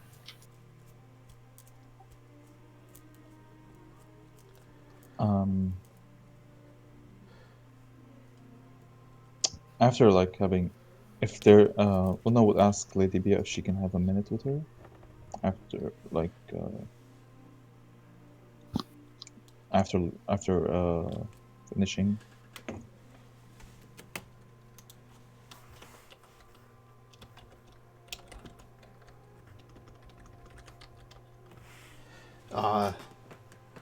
Lady Bia says yes, that she would be happy to speak with you, Luna.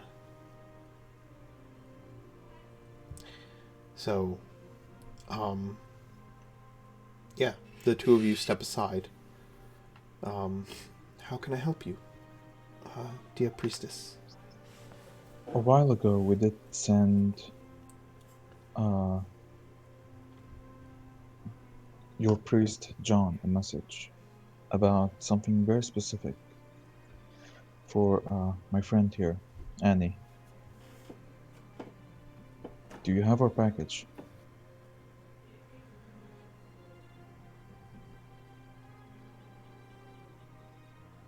Are we talking about the dress? I sent you a DM. You did. I see.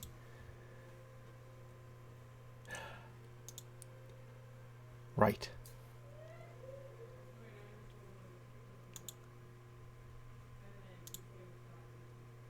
I'm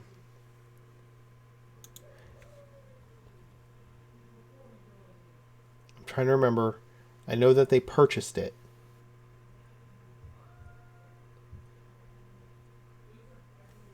I'm trying to remember if they gave it to Bea and Arthur to deliver, because this was months ago in real time now.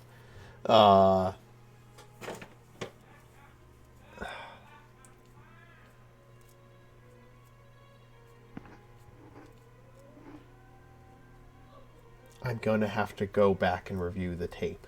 Because again, I know that they placed the order with the Ember Glows. But I believe they placed the order with the Ember Glows after Lady Bea and Lord Arthur had already left town, if I remember correctly. So they would not have it. Okay. Yeah. If I was supposed to know that in character, then never mind. Sure. Again, I will double check, and I will let you know. I apologize.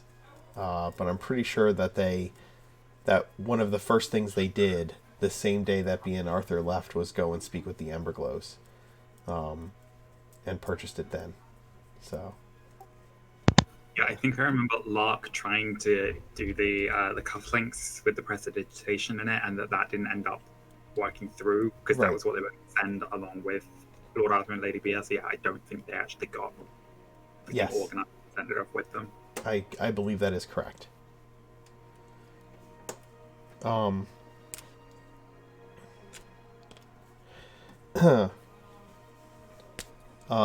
Okay, well, that's something you would know then, because you've been in communication regularly with John. So you would know that.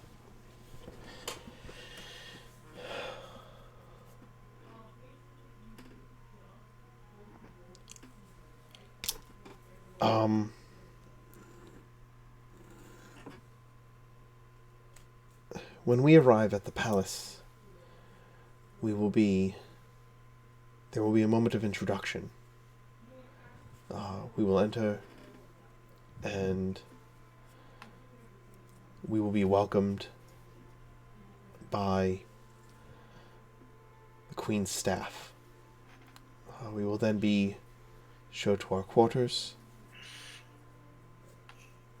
and be told the agenda for the next couple of days. Typically, in these situations where the nobility is gathering, everyone should arrive by tonight, if the announcement is to be made tomorrow. There will be a dinner. There will be festivities this evening, which Lord Arthur and I will be required to attend as a part of our entourage.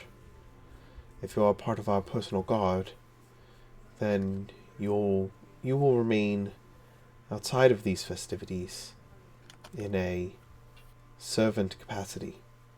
However, if we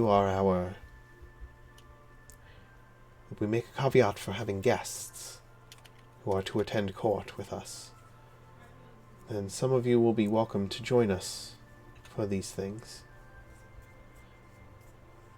In the morning, we will be expected to attend the Queen in her court when she makes her announcement. There will, of course, be time for mingling, a time for speculation with other nobility. Lord Arthur can introduce you to his brother during that time, the Baron of Riverwatch.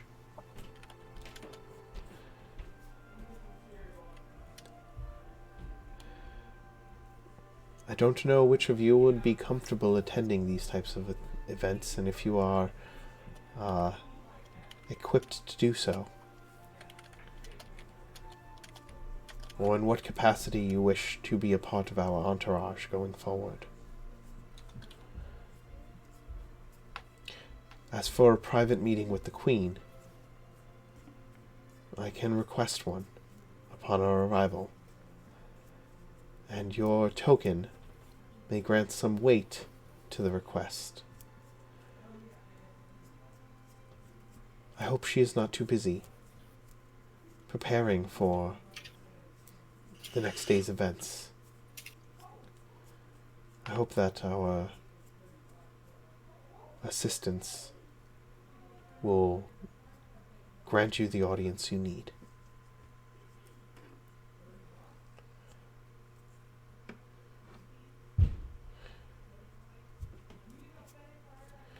Lord Arthur says, "Will your cousin Philip be attending as well?"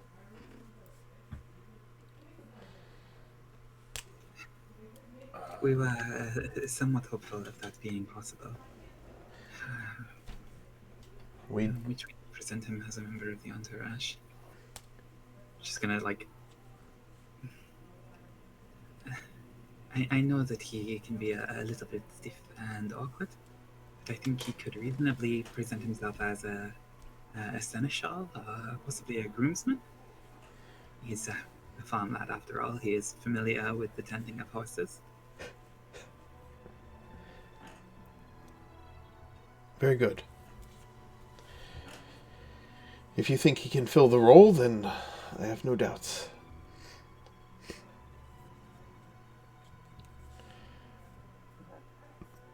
Well then, shall we away to the palace?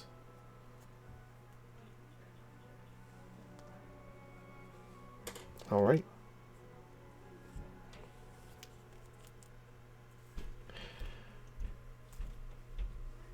You exit the building through the rear into the courtyard where Lady Bia and Lord Arthur's train of carriages is set.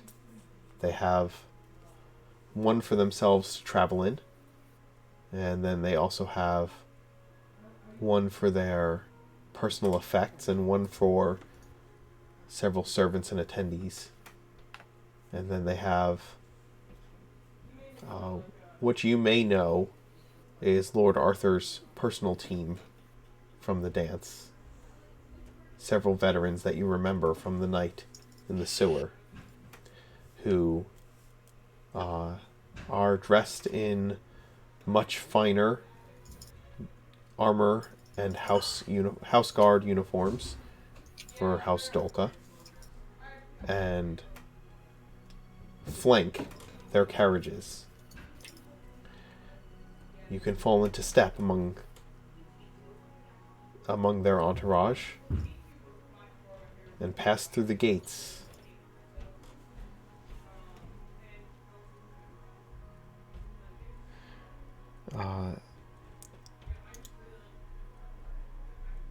Pass through the gates of Carindal Castle, the Queen's Palace. The gates are gilded, the walls alabaster, and the grounds are impressively kept gardens. Topiaries and fountains decorate the grounds, along with vast, perfectly green lawns. There are white cobblestone pathways that lead to a large central fountain, above which the first emperor stands in triumph.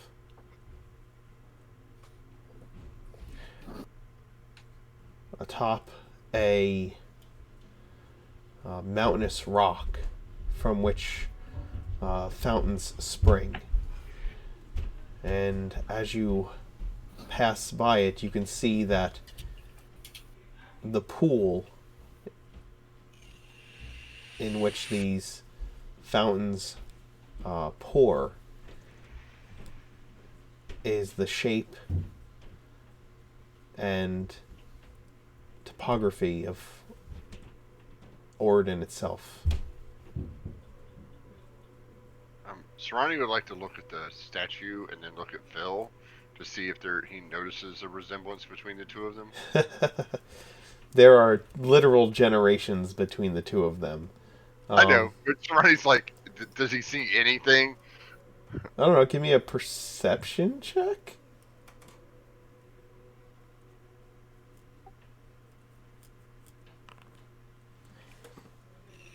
There might be a little family resemblance there. Okay. That's what he was looking for. Like, maybe the nose? It's got to be the same nose. Yeah. I don't know. All humans look the same to you.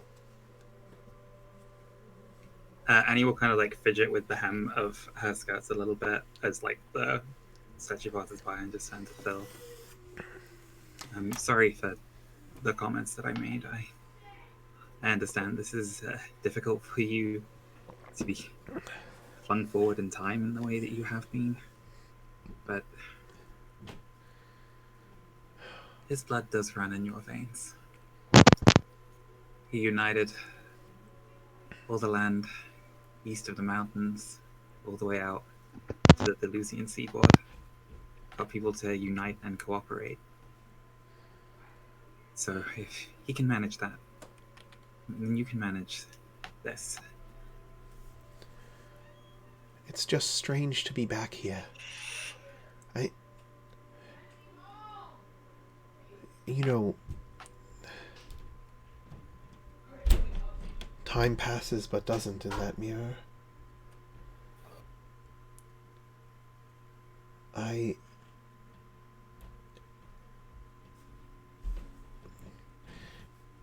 felt all of the years that I was trapped in there.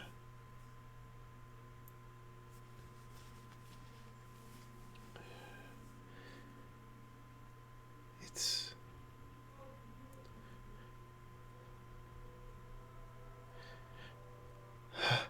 Well, it would be unbecoming of me to meet the Queen with red eyes.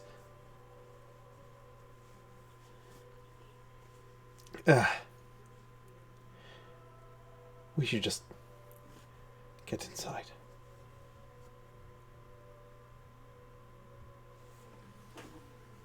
It's okay. We have some time. You shouldn't... You shouldn't try to block it out. I know that what you've been through and what happened to me, they aren't exactly the same, but I had a hard time of it a few months ago. I'd learned some things about myself that were confusing. My early instinct was to ignore it as much as possible, to make light of things, be irreverent. It wasn't until I really started taking it seriously and letting myself feel what had happened that I started to process it and make sense of things. It's okay to be sad. It's okay to feel that. There is a time. There's a time and a place. I just didn't expect to be so overwhelmed coming back here. This is your home. It's always emotional coming back home after you've been away. And I know that it may not remain your home based on what decision Queen Evelyn makes, but this was your home. And so it always will be in some way. And Angus is going to kind of look around desperately as a carriage for somebody else to try to like help in this situation.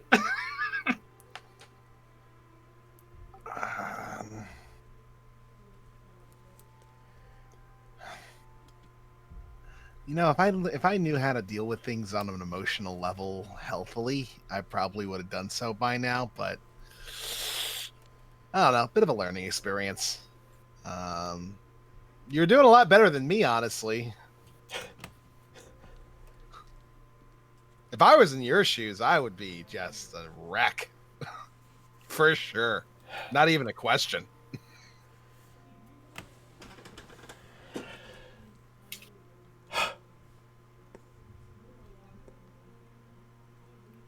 I am. I just hold it in better.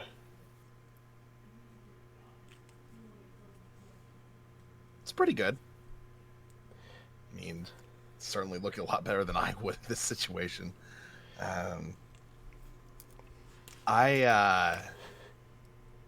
Not long ago, I kind of lost someone really important to me. Demon attack. It happens. More frequently, I've heard. Yeah. I couldn't handle it at all. I lost it. I cried my eyes out. I shouted at everybody. I was just real bad. Still not really over it either. Like, I'm doing what I can, but I keep thinking about it all the time, and it's just I'm not as happy-go-lucky as I normally am, believe it or not.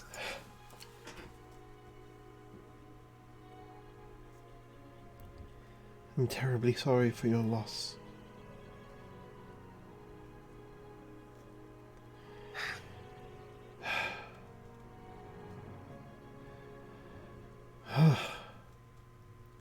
Well,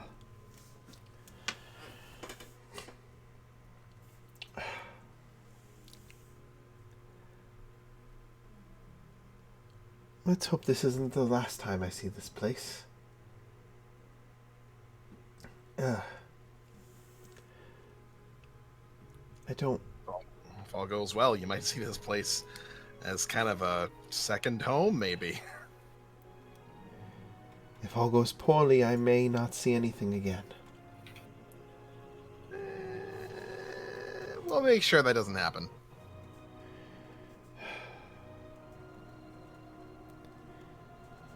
If it does, it does. Well, I mean, that's kind of an obvious statement. If it does, it does. If it doesn't, it doesn't. If it may be, then it may be. You know. No, you don't... There is nothing to be gained by the loss of your life. If there is a chance, a risk that will happen, we will do what we can to get you out of here safely. And I know that it will be a major step down from all this. I meant it when I said that there's room for you in Darkhaven. Room for all of your people. I know. And then when this is what you're accustomed to, of course, this is what you'd want to come back to. And hopefully, Queen Evelyn will be kind enough to grant that to you and your entourage. Do you think I'm coming back here to return to living in opulence? No. Well, no, but the status that you're, I guess, is it a blood thing? I don't know. I really don't get how any of this works. But your status essentially would lead you to being a part of the upper class kind of necessarily, because you'd, I don't know, probably be put in charge of some stuff. I don't know. That's how nobles work, right? You have a lot to learn.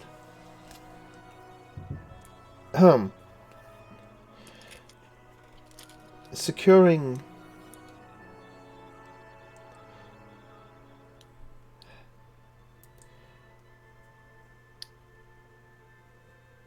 Annie. That's what you need me to call you here, yes? I understand I did not make it easy on people. I have a lot of names. But for now. Yes, for now. Annie will do. My people would be fine in Darkhaven. Some of them have hopefully started to settle in there. The ones that we left. If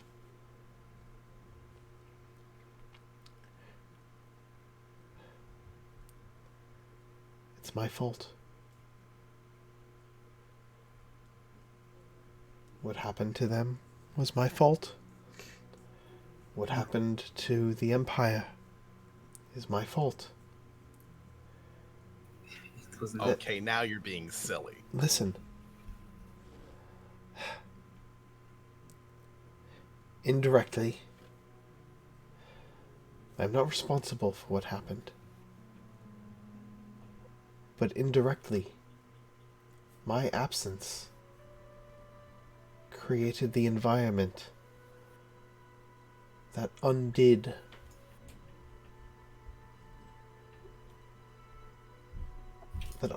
the Empire. Were I here, I would have carried on in the shoes of the emperors. Instead, it broke, and there was war. And now you tell me demons are coming. Evil has come out of the woodwork.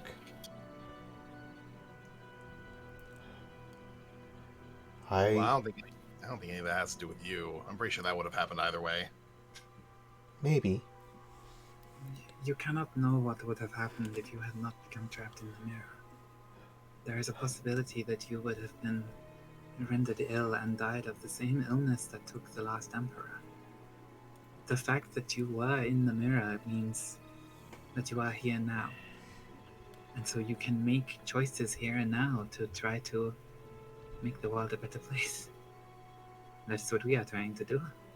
Yes, there are demons coming, and we are doing what we can to make sure that they do not hurt people, that they go back to where they belong. And so if this is what you need to do to help people in the way that you think is best, then we will support you in that. I mean it when I say I do not intend to let any harm come to you during this visit.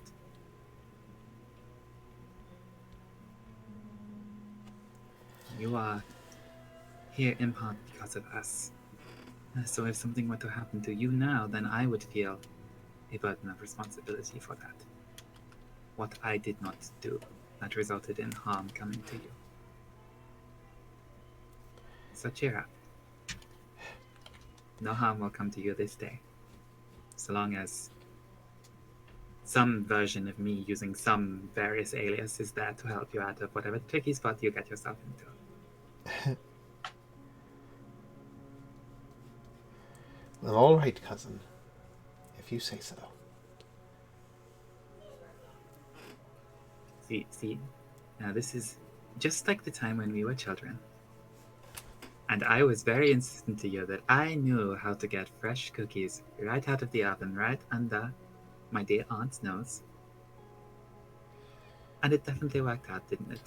And ever since that day, you have known to listen to Annie when she tells you that she has a plan. Even though a lot of the time she has no idea what she is doing and is making everything up as she goes. I never figured out how to get the cookies out without being caught.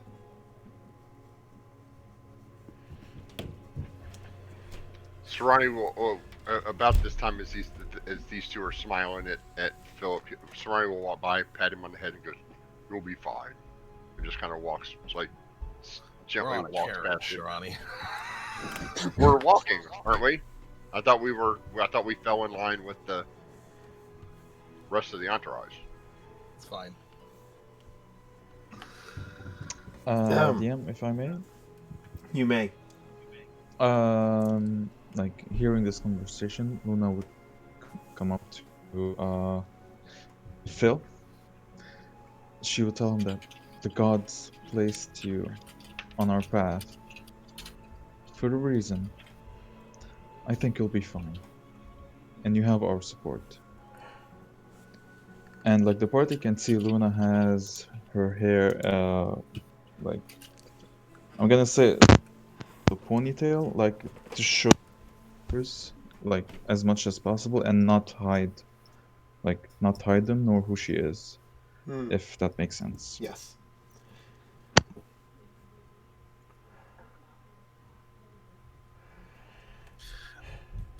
By the way, if things don't end up going well and you decide that Darkhaven's a little too gloomy, I'm pretty sure the monastery's got openings. Just saying.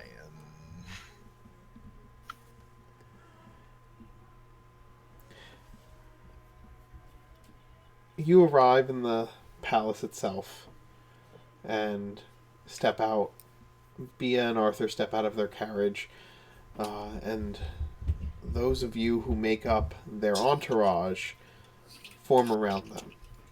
Several servants unload their personal goods, and essentially the palace staff awaits at the door to greet them, along with Queen Evelyn and the Marquis.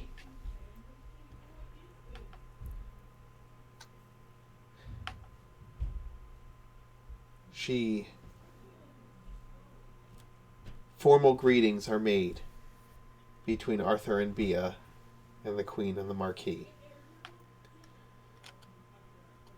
And then Lady Bia turns and says, I am aware that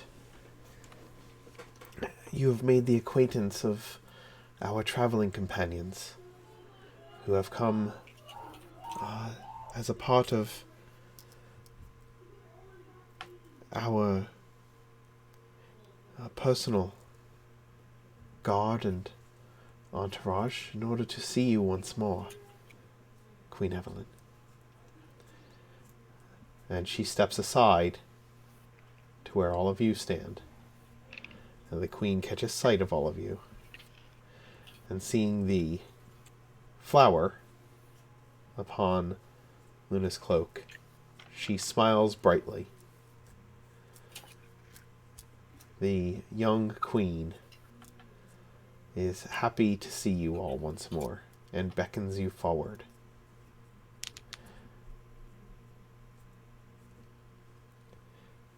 My rescuers. She holds her hands out to Luna.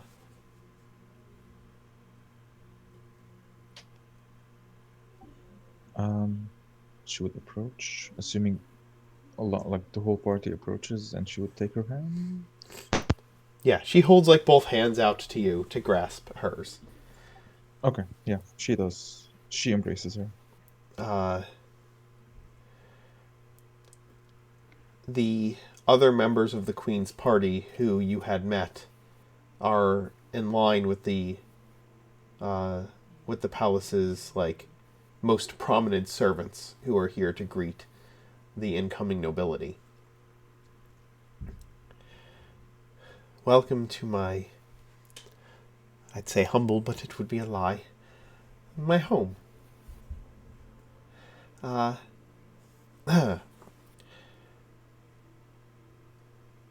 Cleric Luna. You seem more assured and strong than you did the last time I had seen you. It is wonderful that you are here. I see that you're all here. Yep, nobody's died yet. And I would say that I am glad to hear that, Master Vasir. Sarani's going to make his way to the closest window and put himself between the Queen and the nearest window to her. For the record, Vasir is shirtless this time around. Understood. We did not discuss him getting a shirt on for this, so... Yeah. You guys are like on the palace steps, like coming into the palace right now. Oh, okay. Wait, Basir's not wearing a shirt? Correct. Yeah. Annie has specifically chosen as like her spot in like the servant entourage that she is the Dolka's stylist, and so is going to fumble around in the disguise kit and just like take out various options for Vasir of like we could do tassels. I have a scarf. There's got to be some way that we can cover this. We could do tassels. Vasir, you notice that the Queen is not having any kind of allergic reaction to seeing your nipples. You guys lied to me. I knew it. Allergic to my nipples.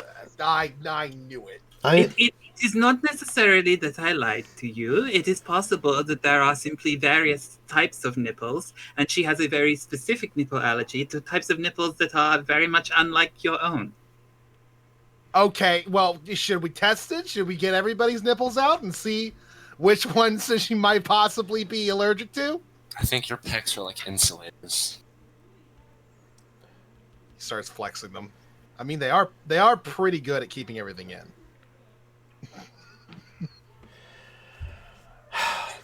You see,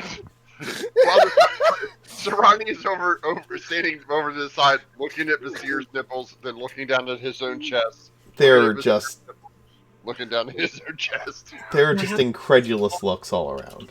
That you have become so in touch with your own, your key, your inner spirit and yourself that you are purified and immune to toxins. And so the natural toxins that build up in the nipples that produce the allergic reaction are being neutralized by your own perfect harmony with your inner self.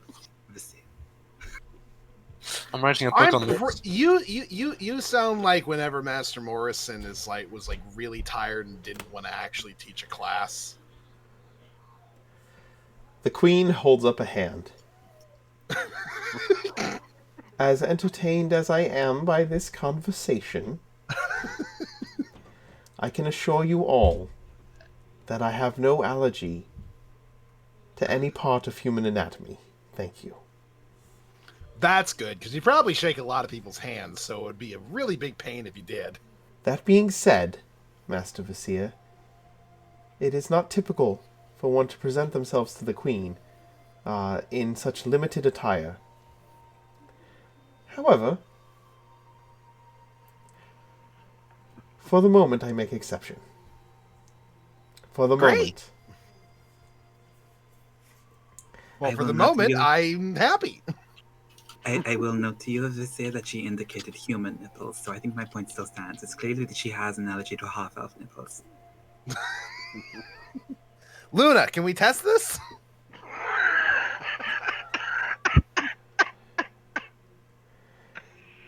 Lady Annie, it is good to see you again. My queen, she's gonna go. It's like a very ridiculously overblown curtsy. I am relieved that you are safe and secure once again. I am sure that the Marquis has been doing an excellent job, as well as the good guard captain. I am in good hands. And I am relieved to know that you are not allergic to said hands.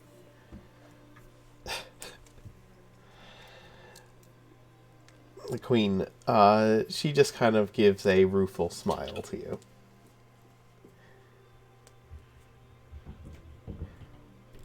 Master Mirth, I trust that you've enjoyed the libraries here in Geneva. I remember you being somewhat attached to several volumes during your last visit. Yeah, quite. I've done a better job this time, and I surely intend to bring my brother back to have a look sometime.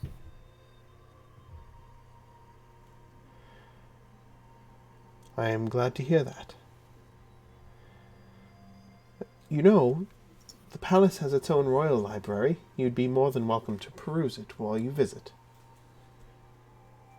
I wish I'd known that sooner, because I'm pretty sure we'll be leaving as soon as possible, but with your allowance, I'll visit another time, gladly. I hope the day arrives where that would happen under less strict circumstances than we have right now. Ah, and Sarani. You go by just Sarani, if I remember correctly. Yes. Your Majesty? Very good. Welcome to the seat of my circle. Here I am sovereign.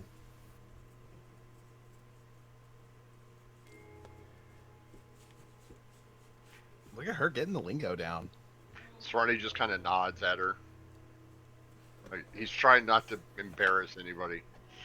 So he just kind of nods. I never stopped him before. He's I think learning. I think Vasir has filled her up on the whole embarrassment thing. So he's just trying to, like, Vasir's doing his best, okay? yes. I have other guests to greet and attend to today, but I hope that I get to see you again during your stay.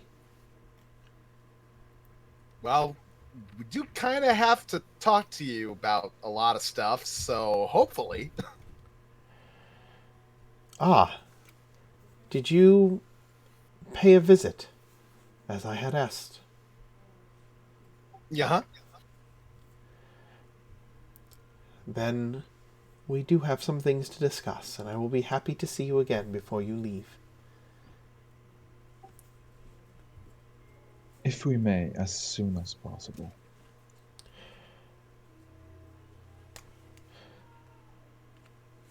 I am not used to demands upon my time, Lady Luna. Oh, out of character. I didn't mean it like right now. I just mean it Yes. like it's urgent. Oh, I know. I I understand. take it you're also not used to impending threats of doom upon the material plane, not to stress it. the entire material plane. We do understand, of course, that you have a great many people to meet with who have been brought here at your request, and that you have a speech to prepare for. But we have relevant information regarding the group that we previously rescued you from. We had an encounter with others we believe are affiliated with the same organization. If our report might have any influence on... Not here. We are in the open steps of the palace, and I understand the urgency. It will happen. I promise. You are in my home, and you are my guests, but I am the queen. I will see to you. Why do you not get comfortable in your rooms and be a part of the Lady Bea and the Lord Arthur's attending staff?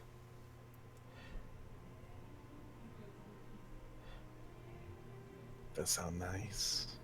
This is, it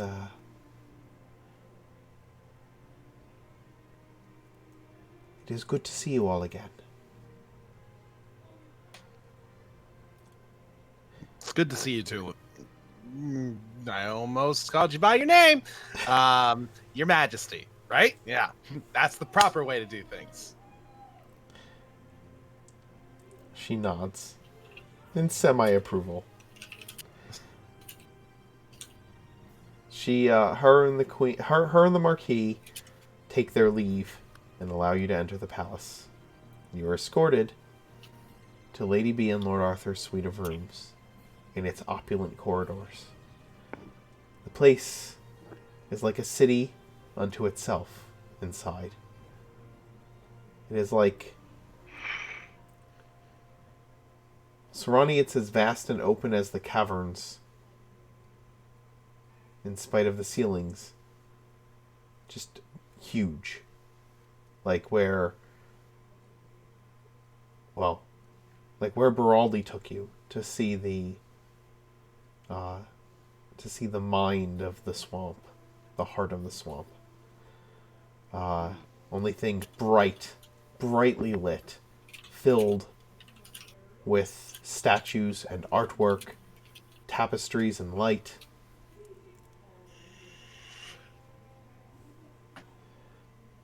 You are brought to a suite of rooms, which looks like it could be a home unto itself.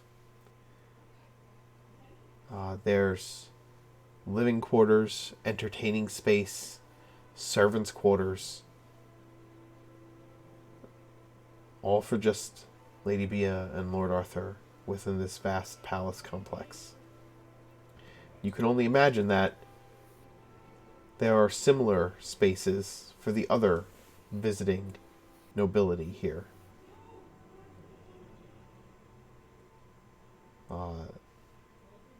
You've been to a lot of places since going on this journey, but nothing like this.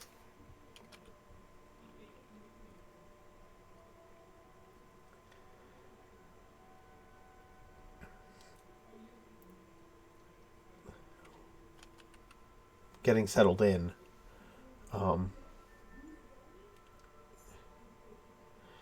Lady Bea kind of sidles up to some of you and says, "You were very forward with the Queen. You're not used to... You must not be very used to running in the circles of nobility." You think? Look at me.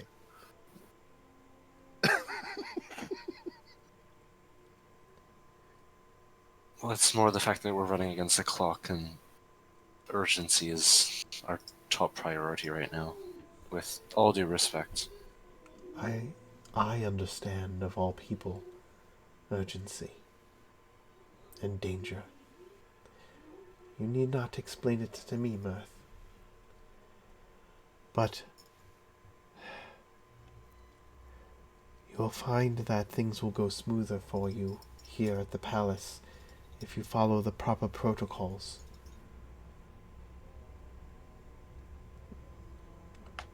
You cannot address the Queen Simply like she is a leader to be challenged. She expects deference.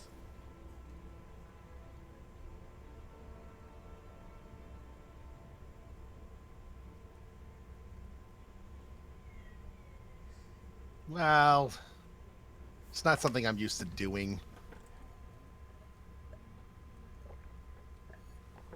I expect in the next couple of days you will be doing many things that you're not used to doing, young Vasir. What's that supposed to mean? It means put on a damn shirt. I am. Listen, no. You lied to me to get me to put a shirt on the first time. I'm not rewarding it. We didn't lie to you. I paid you. That's true, but there was also a lot of lying that went on. I bought you a 50 gold piece worth of shirt. I know. Visir, you have known me long enough now to learn to distinguish the telltale sign that I am lying to you. It means that my lips are moving. That's true.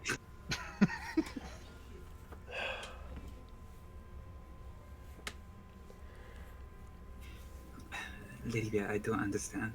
I am sorry that we are not the most well-bred and well-mannered group of individuals. I try my best with this ridiculous false accent, but these are not the kinds of people that I am used to dealing with. This is... And Angus is just going to like take a moment to just look around the room. How much history has taken place within these walls? Important figures known throughout history, the kind of people that people write books about. They lived here. They stayed here. They dealt with the entire line of emperors from Eric himself on down. I am from a fishing village. So I will follow your lead and take any advice that you have, and do my best to keep my friends in line. I recognize your point that we do not want to upset the apple cart here, that this is an important moment for the queen, and she needs things to run smoothly, and she does not need a group of adventurers from the back swamps of Maris to the south from here, ruining a very important moment in her reign. You also should keep in mind that she is, well, younger than most of you, or all of you. And she's been raised with the expectation that she is queen. Benevolent as she may be, wise as she may be for her years, she's a 17-year-old girl with unquestionable power in the seat of that power. Tread carefully. As far as I'm concerned, that just means she needs more people who are willing to treat her like a regular person.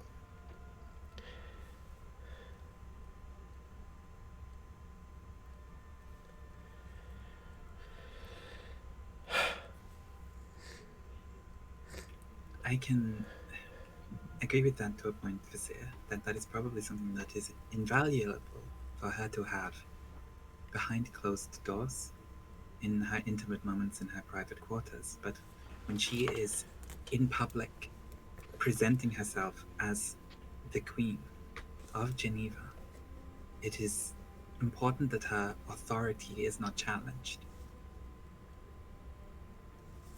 She needs a certain degree of respect and deference to maintain her own self-image for the good of the people.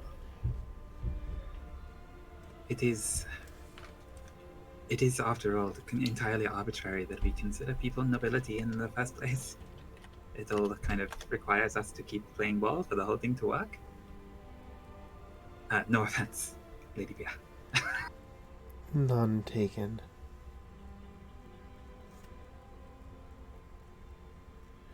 My nobility I see as a means to an end. Not a status to be upheld.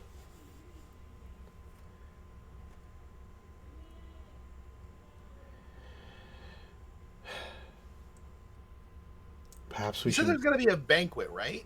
Yes. Yes, there will most certainly be a banquet. That means lots of really good food, so I am down for that. And unfortunately, I must tell you that your friend Annie is correct. You will need to wear proper attire. Luna, Luna, how goes your teaching Vizier how to eat with a knife and fork? We may need to put him into an advanced accelerated course to teach him the difference between a fish knife and a salad fork. Wait, I'm sorry. What's She a fish points knife? like a hand. Go ahead. You said a fish knife? What the heck is that? Lady Bia interweaves an arm around yours, Vizier, and says to you, "Come, you have much to learn." She pats your hand. Okay. As he walks away, Luna would whisper in his ear, "That's for not wearing the shirt I got you."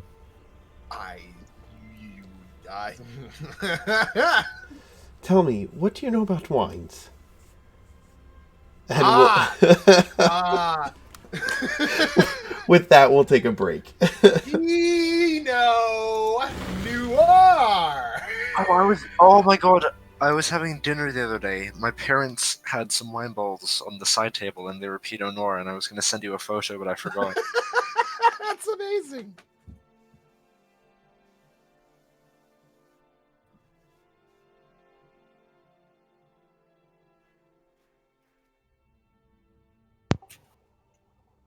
Like, I wanted to say that Luna would actually flush.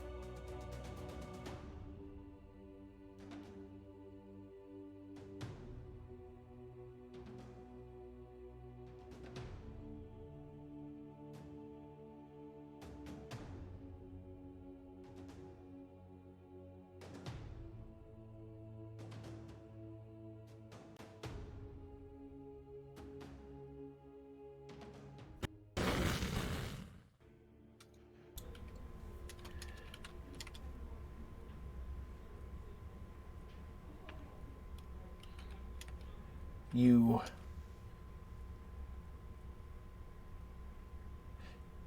spend a couple of hours with Bea and Arthur in their chambers, where Lady Bea is essentially walking Vasir through proper etiquette.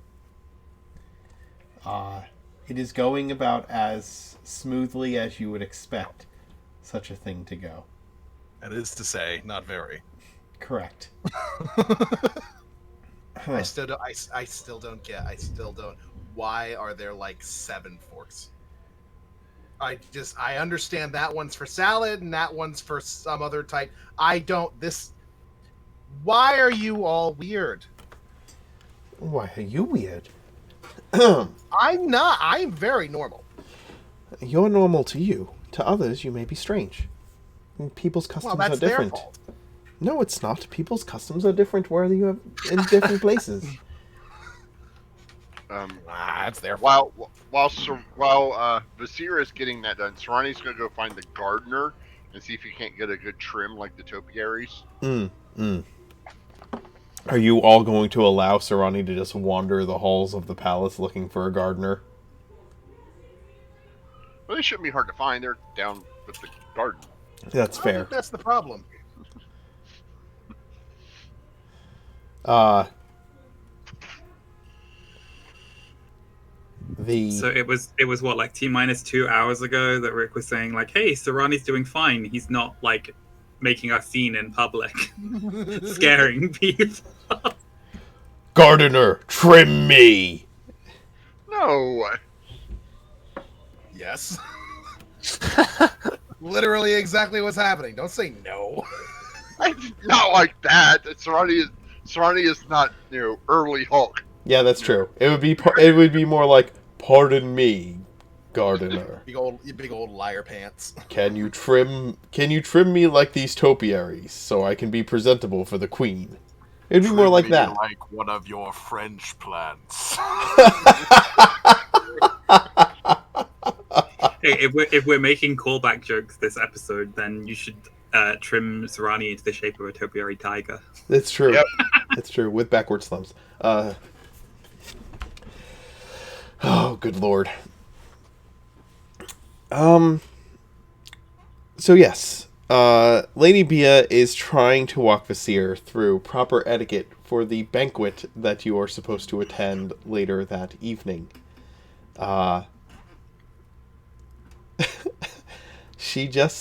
You say that it's weird, and she just explains, when you are on the road, and when you are in a tavern, you conduct yourself differently. Do you not? You expect... I see the way you have... It's not that I don't understand the idea of acting differently depending on where you are. I get that much. What I don't get, as he holds up one of the extremely long forks, is what the heck this is for. It is for eating in a way that is more delicate than you are used to. Why? Okay, why not just? Okay, well, here's something. As he picks up a like small fork with the three like really tiny prongs. Why? It's a cocktail fork. I don't. First off, it's a cocktail. Oh, they have some lovely ones. Remember, there was what was it called? Ambush in a Sewer, and we got Sex on the Beach. She quite enjoyed that one. Ambush in a Sewer sounds really specific. Sometimes there are...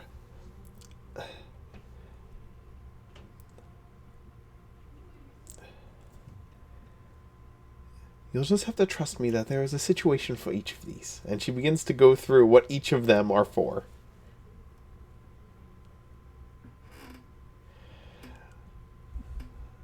The meantime... Visir, perhaps it will help you to think of it in the same way of that there are different weapons that you would use in different circumstances. So say the fish knife, that one is like Gerard. So if you want to tackle a fish, you would use a fish knife, and when you need to tackle an alligator, we would send Gerard. And the salad fork, that one is Serrani, obviously. Perhaps pairing it up in this demonic to think of each one as a member of the party might help you to remember which one is relevant for each of the causes. We can give it a try at least. Also, what you were just doing just now, don't do that in the presence of the nobility. What? Yes. I'm not supposed to bite my nails? No, don't do that. In fact, do not put your fingers in your mouth at all. Oh. How? Okay. All right. Okay. All right. Fingers not in my mouth. Yes. Just. Okay. I'm sorry. This is a lot. It is a lot. You're First, I in... gotta wear a shirt. Now I can't trim my fingernails. Oh no, you can trim your fingernails, simply not in the presence of the nobility. It's a fun thing that I can just do with my hands when I'm bored. Twirl a fork around. Can I play my drums when we're not at the dinner table? Is that okay? In certain situations, yes. You're gonna have to be more specific than just certain situations. Lady Bia presents you with advice that you have probably given to Serrani in the past. If you're not sure what you should be doing in the moment, ask before doing it. Who? Just anybody? Like a guardsman? Probably not. I doubt they would know. How about we sit you next to Annie, and Annie can be your coach through the situation? I think I'm just going to get a lot of kicks in my shin if you do that. Perfect. Perhaps we can Perhaps we can ask Matt if he can establish one of those telepathic bond thingies. And that way we can give you advice without it drawing attention. Maybe. Very much weighing whether I want this to happen or not. I'll debate it until dinner time. I am really regretting that you asked us before we came if we had everything that we needed, and I remember seeing a book in the library, Don't Do What Donnie Don't does. That would have been very useful right about now. There is a knock upon the chamber door, and a servant leaves the room, re-enters the room, and announces the presence of Queen Evelyn and the Marquis Browen. The Queen and the Marquis enter the room.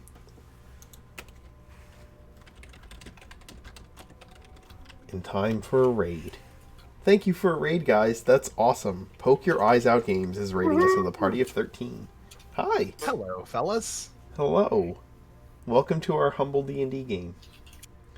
Greetings and salutations. We're meeting with a queen.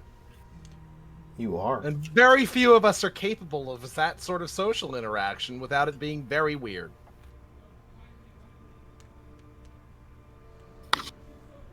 I think one of us is. Two of us are. I said few of us. Not none of us. Yeah, when it's like, who's going to talk to the queen, the rogue or the bard?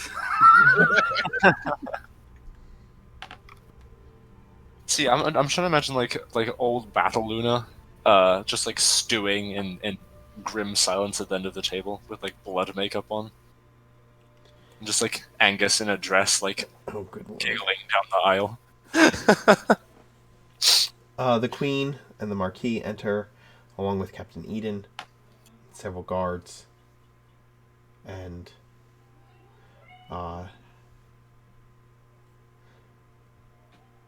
And they come in, and everyone stands when they enter the room. Gonna do that. I'm gonna do what everybody else is doing. Yes, I'll do the same. Everyone stands. Lady B and Lord Arthur and the servants bow at the waist to the Queen and the Marquis, and say, and Lord Arthur says, "My Queen, to what do we owe the pleasure of your visit?" She states that she must speak with those that she has brought into her court, and asks the Dolkas if she can have the room, along with the 5 of you. Well, 6 of you, including Sharp-Eyed. The Dolkas and their servants nod, and Lord Arthur ushers everyone out of the room, leaving all of you with the Queen, the Marquis, and her guards. Uh-oh. Please sit. Alrighty.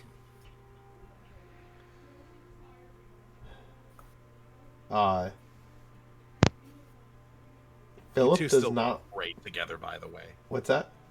You two still look great together, by the way. He Mirth's- points to the marquee and Mirth's definitely taking the comfiest chair in the room, so he'll kind of get up out of it and gesture for the queen to have it if she wants. She will thank you with a smile and a nod and sit.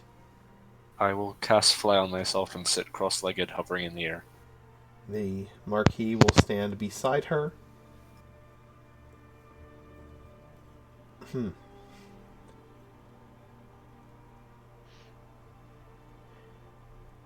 So tell me, what did you discover at the cabin? Well,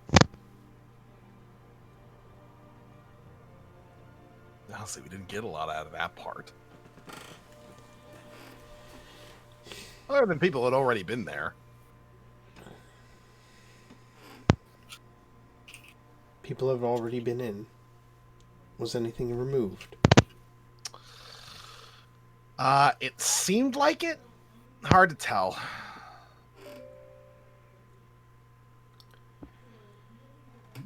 Specifically, perhaps if we start from the beginning. We sought an audience with the seer of the Alfum of Shadebrush, negotiated for the right to travel through their territory. Luna took charge on that front. They informed us that a group of elves from the ancient forest had visited them and were also seeking Merwin's cabin. We fought with them when we arrived, but we were able to determine that they had not been able to open the ward and had not been inside of Mithwand. So it seems that some other group had. Perhaps, I believe that you mentioned to Luna when you first informed her about this, that you had a team that were also seeking entrance. I believe Matt said it was a room of spell scrolls. Did your team report to you if they had recovered any such items? Yes. Then that is a relief to know that they are in the hands of somebody who will use them responsibly. Indeed. Elsewhere, our explorations, there were a number of defenses that we were not able to penetrate. A number of things that seemed particularly dangerous. We believe that 3 of the wards were opened based on the exploration that we were able to make. The one that we opened ourselves, presumably the one that your team have opened, and another. We, I believe, met with the group that have opened that one, based in the city of Grover. So if there is one last ward that remains to be opened, if you know of its location, then your team, if they are able to open that should lay down all of the defenses and render all of the items inside open for them to retrieve for you. You say there was a group out of Grovea who opened one of the wards. Who? Associates of my brother, the Phoenix Legion. It's Former regrettable because we Phoenix see Legion. they were wiped out a few weeks following their entrance. Yes, the Phoenix With- Legion has been unmade. A few survivors. We have received word from Grovea that the Phoenix Legion were disbanded after abandoning their post. You didn't happen to get any other news from Grover about a sword?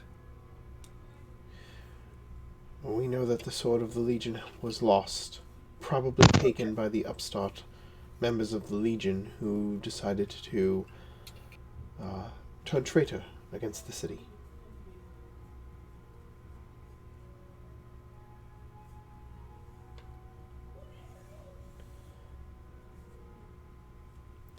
At least that's what we have been informed of.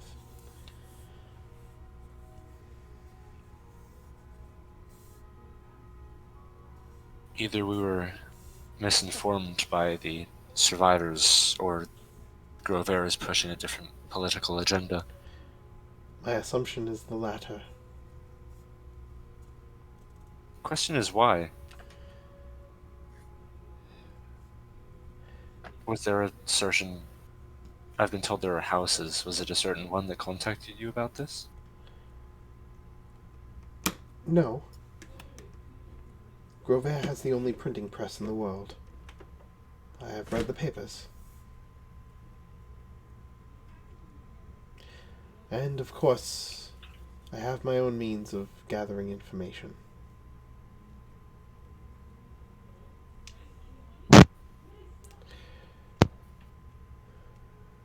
So, a group of elves from the ancient forest attempted to get into the cabin as we suspected. They were unsuccessful. Did you dispatch them? Yeah.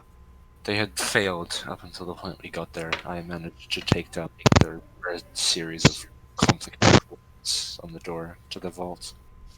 Also seem to be the same types of elves that, did the whole attempt on your life thing. The commander, the one who was leading them, seemed to be one of the elves native to the Feywild. I believe, what was the term? Eladrin? One of the ones directly descended from the Feywild.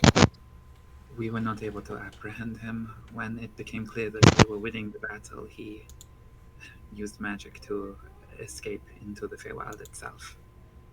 We were able to obtain his name by interrogating some of his underlings.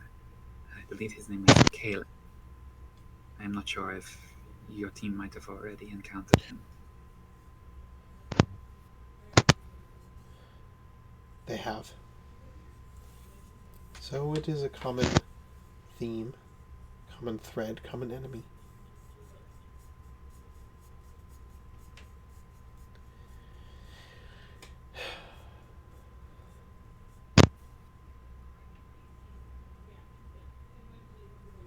You spoke of things of incredible urgency, and yet all you have done is reiterate and confirm things that I have known.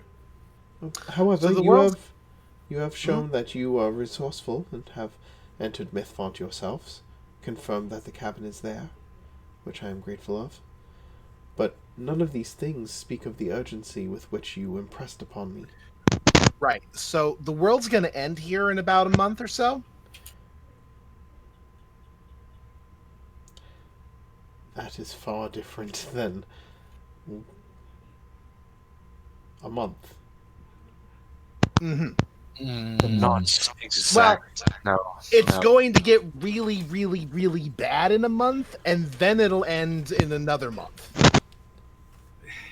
On the date of the autumn equinox, that is the date in which the slumbering demon lords that have made their way onto the material plane here in Arden will finish their recuperation of their power and begin to fight amongst themselves, laying waste to all of the land in between as they try to carve up all of Arden into their own distinct territories.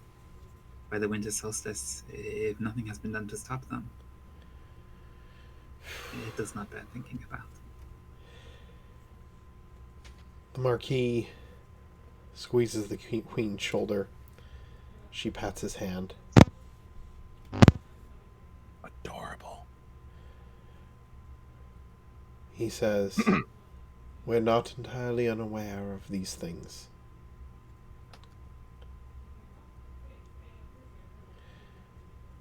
We prepare as best we can."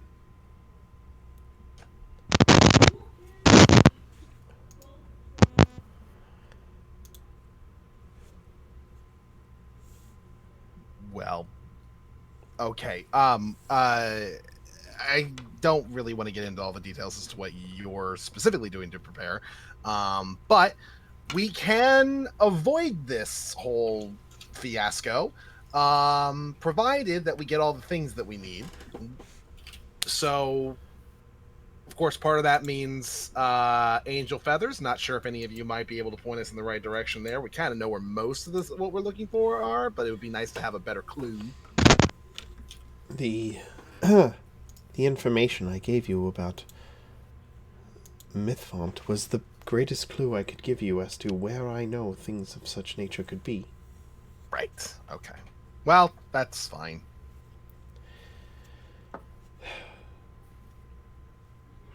You want to know if we have such things in our possession? I mean, isn't like a big old royal treasury kind of part of the deal? With old ancient treasures of all different sorts?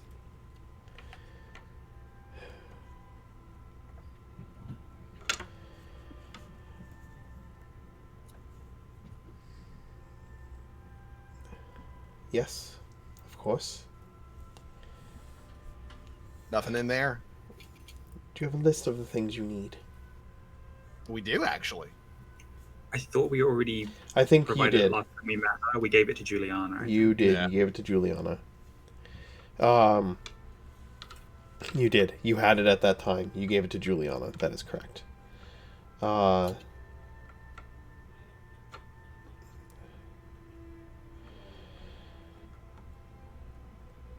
The Queen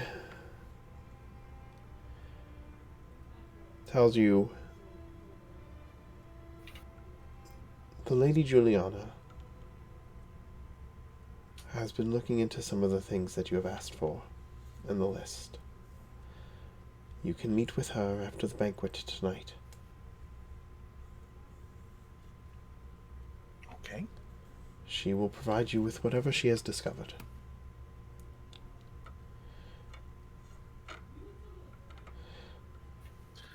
What is in Mythfont?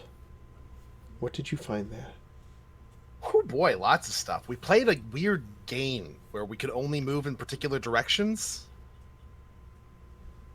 A chest, a recreation of it with mirrored pieces.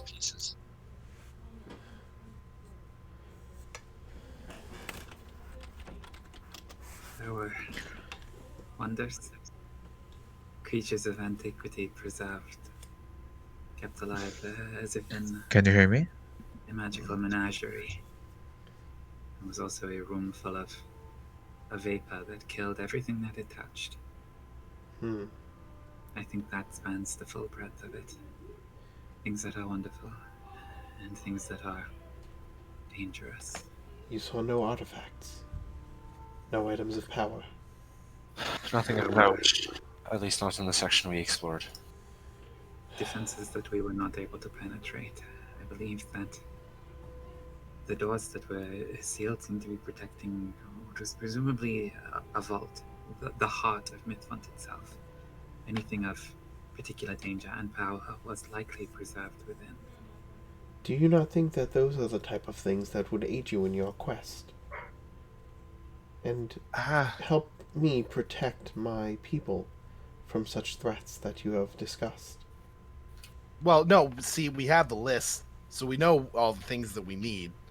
Um, DM, Yes. I'm sorry to cut up.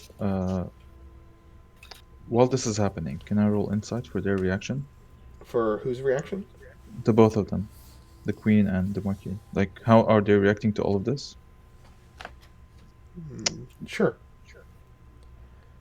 If it helps. Yep.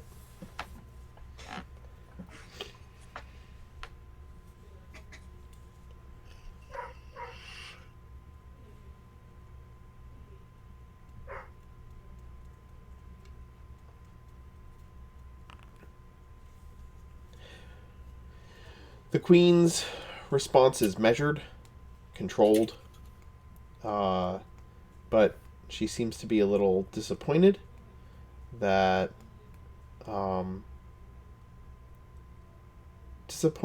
you're not that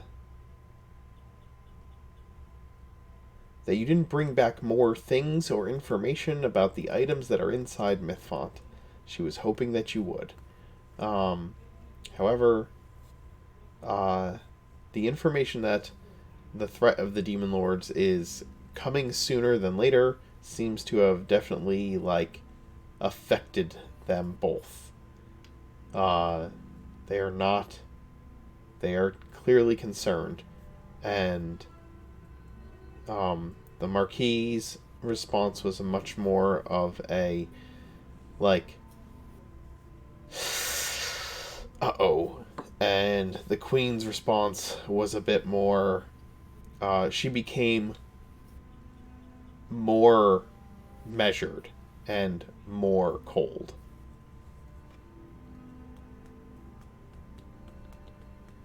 Okay. Okay.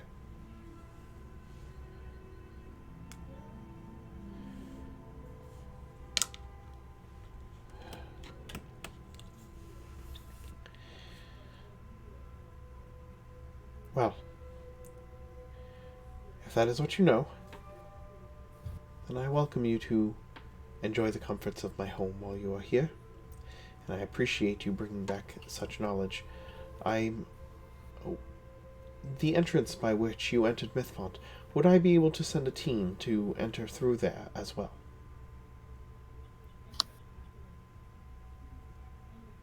You're muted. Alex, you're muted. probably. Then perhaps I may dispatch the Daring Grace to do so, knowing now that there is in fact an entrance there. If I might offer, as I said, I sincerely believe that nobody will be able to fully explore or perhaps even retrieve many of the things that are secured within Midfont until all of the wards are open. If the location of the fourth ward can be obtained and a team dispatched to open it, at that point, the full extent of what is stored within there should be open to you. I do not mean to tell you what to do. If you wish to dispatch your team to our location, I believe Mirth has a sigil sequence for a teleportation circle that should allow them to arrive there promptly. But I worry that they would be repeating the work that we have already done, exploring the sections that have already been unveiled to us for little tangible reward. If that time could be better spent elsewhere, I would think that would be a better use of that time. I appreciate the advice, and you may be right. I will confer with my experts and dispatch them appropriately.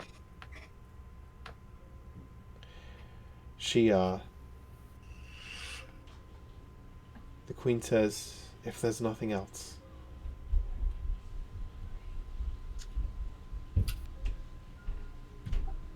Have you ever heard the name Andal? Just asking. No, why? Does that mean anything to you? That name is quite unfamiliar. Is it someone in the court? Or a threat that I should be aware of? No, not at all. Just some clues we found. And Do I they was have wondering. something to do with Mythfont?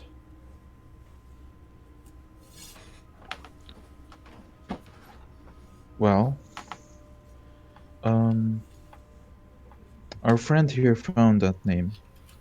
Like she points to Tsurani. He found this name in a place that is connected to the cabin, but not Mythfont. So that name has been going through my mind for a few days now, and I was wondering.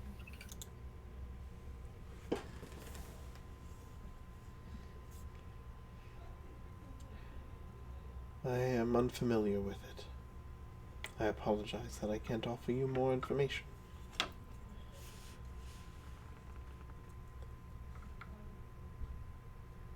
Perhaps something in the royal libraries will help. I'll perhaps speak to Juliana about it. If it is connected to Mythfont at all, she would know.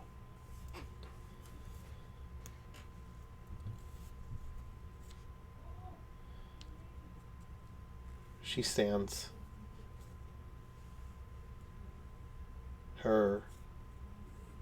There's a clear expectation that you are to stand when she stands. Seer will go ahead and he'll take a second to look at her for a moment, and then look around for a second before shooting to his feet. Please, if I may, one final matter. We have a number of tasks ahead of us to complete the work that we are attempting to do to banish the demon lords from this plane. Part of it will require traveling to the Feywild itself. Should we encounter Kalen while we are there, we will of course do our best to apprehend him. I merely wish to inquire whether you would wish us to try to bring him to your custody, or if ending his life would be a more preferable way for that engagement to end.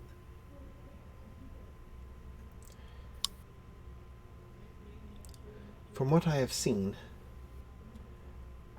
these creatures are zealots. If you think apprehending him would be possible and beneficial, I would say do so. But if it became necessary to dispatch him, then you must do what you must do.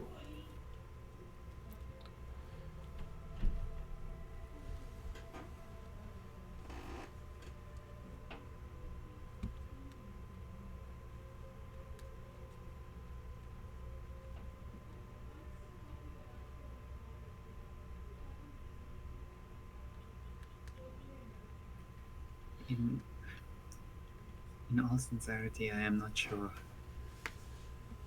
if the recent trouble from the elves might not be an unintended side effect of one of these demon lords. I am hoping that our work will bring a lasting peace between the ancient forest and the rest of Oregon.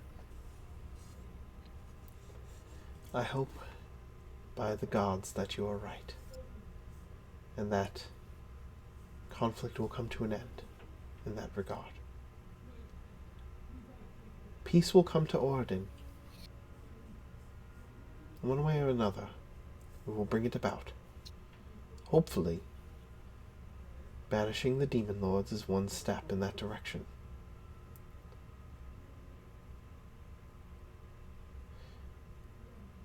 Thank you for the information you have brought me.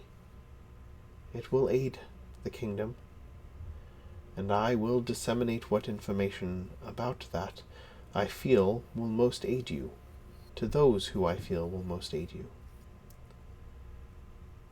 A monarch has many concerns. The well-being of all of Oregon is important, chiefly among us, for all of us.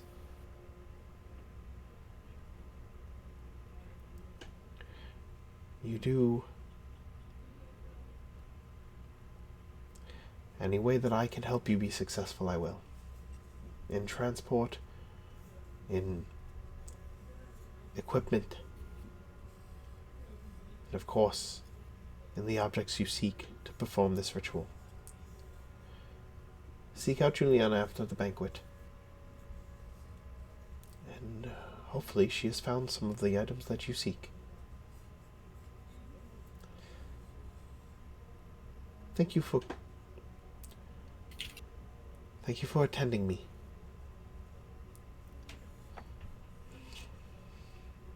Yeah, anytime. You know, just let us know when you want to have us do anything else outside of saving the world. We're kind of busy on that front, but you know, the schedule will open up. One thing at a time. And she, her and her entourage depart.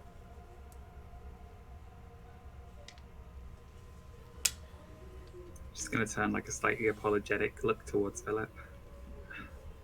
I'm sorry that we didn't really get the chance to introduce you. It didn't seem like the right time. She was clearly expecting more from us. I think we disappointed her.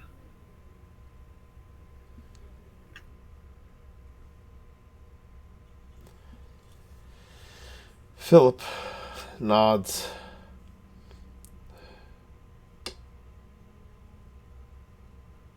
When it's time. I'm not in a hurry.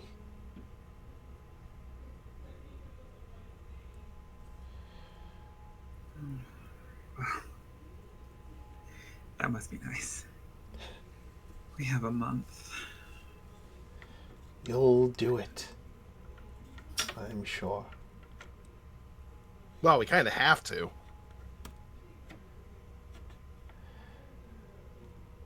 The Dulkas re-enter the room, along with their servants. Well, did it help? To an extent, I suppose. At the very least, we got what we wanted to say out. She seemed pretty disappointed in us, though. Well, you're only trying to save the world. Can't do everything. It's just, if only there were like 5 other teams that were also doing their share of the work.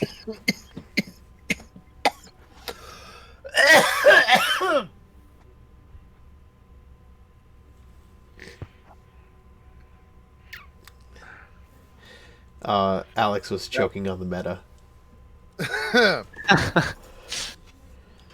Could not quite handle all of that.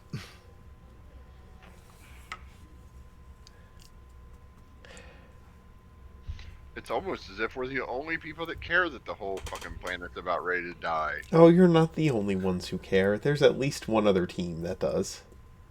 I need to find out a way to make Mirth cast a worldwide sending to just targeting like every living being on the face of the planet. It's just like a global wake-up call, like, excuse me, you guys do know that the demons are coming, right? I need the president's phone. The, Mirth is not homebrewing like a spam sending spell. No. There's already one being homebrewed. Oh yeah, right.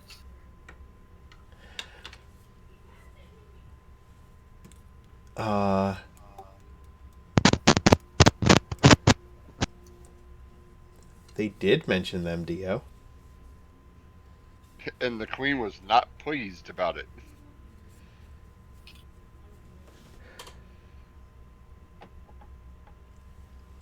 I think we will end it with you all getting ready to attend a party. For today. The banquet. I'll go to a stinking banquet.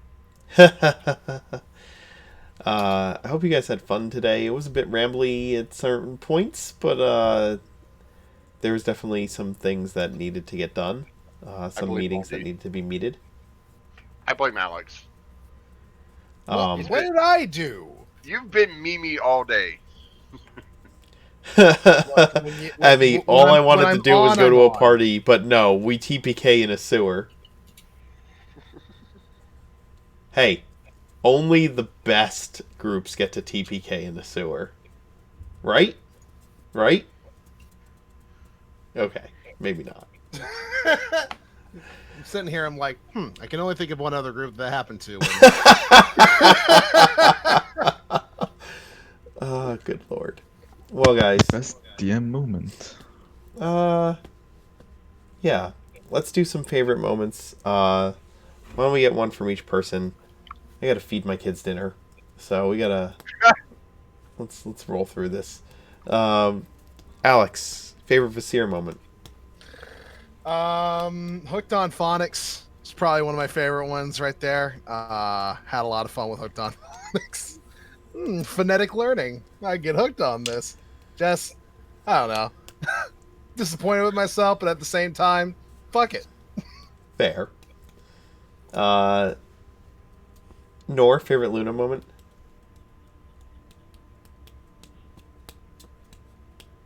I guess going into the castle and fully showing half-elf ears and stuff. Like, that was kind of cool. Yeah, I like that. How I imagine it, at least. Yeah, I like that.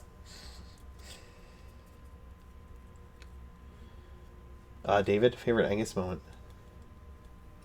Just getting like increasingly frazzled and frayed, trying to keep up like the really, really bad Annie persona, and realizing like I'm not even capable of handling being at this big fancy banquet with literally like all of the nobles, and I am the most equipped in the party to be handling this. Oh man, we're screwed.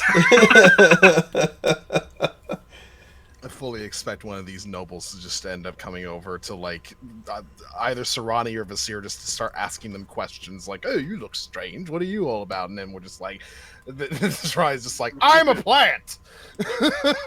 I'm Serrani. What is there to explain? I'm a plant. I'm Serrani. That is it. Like I said, I posted it in the Twitch chat, but I got this really striking mental image of like panning across the table of like everybody's table manners, and then Sharpeyed is just like a total pro.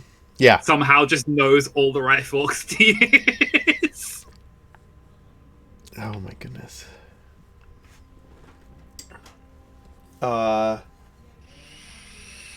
Kim, favorite mirth moment?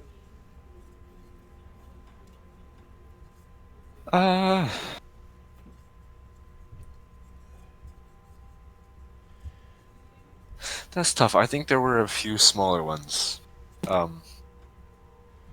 Nothing crazy. I'm very tired. Hell. You were quieter than normal this evening. Yeah, I had a pretty bad sleep last night, but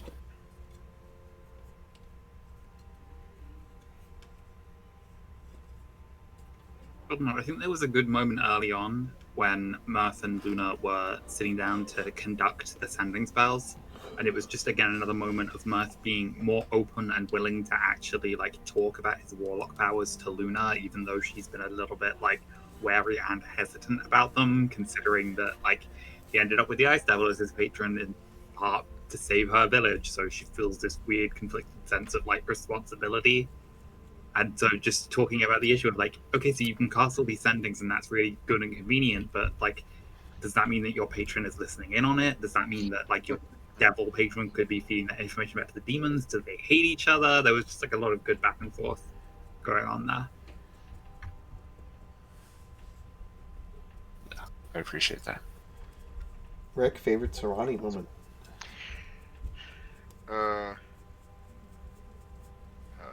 Making Angus crazy.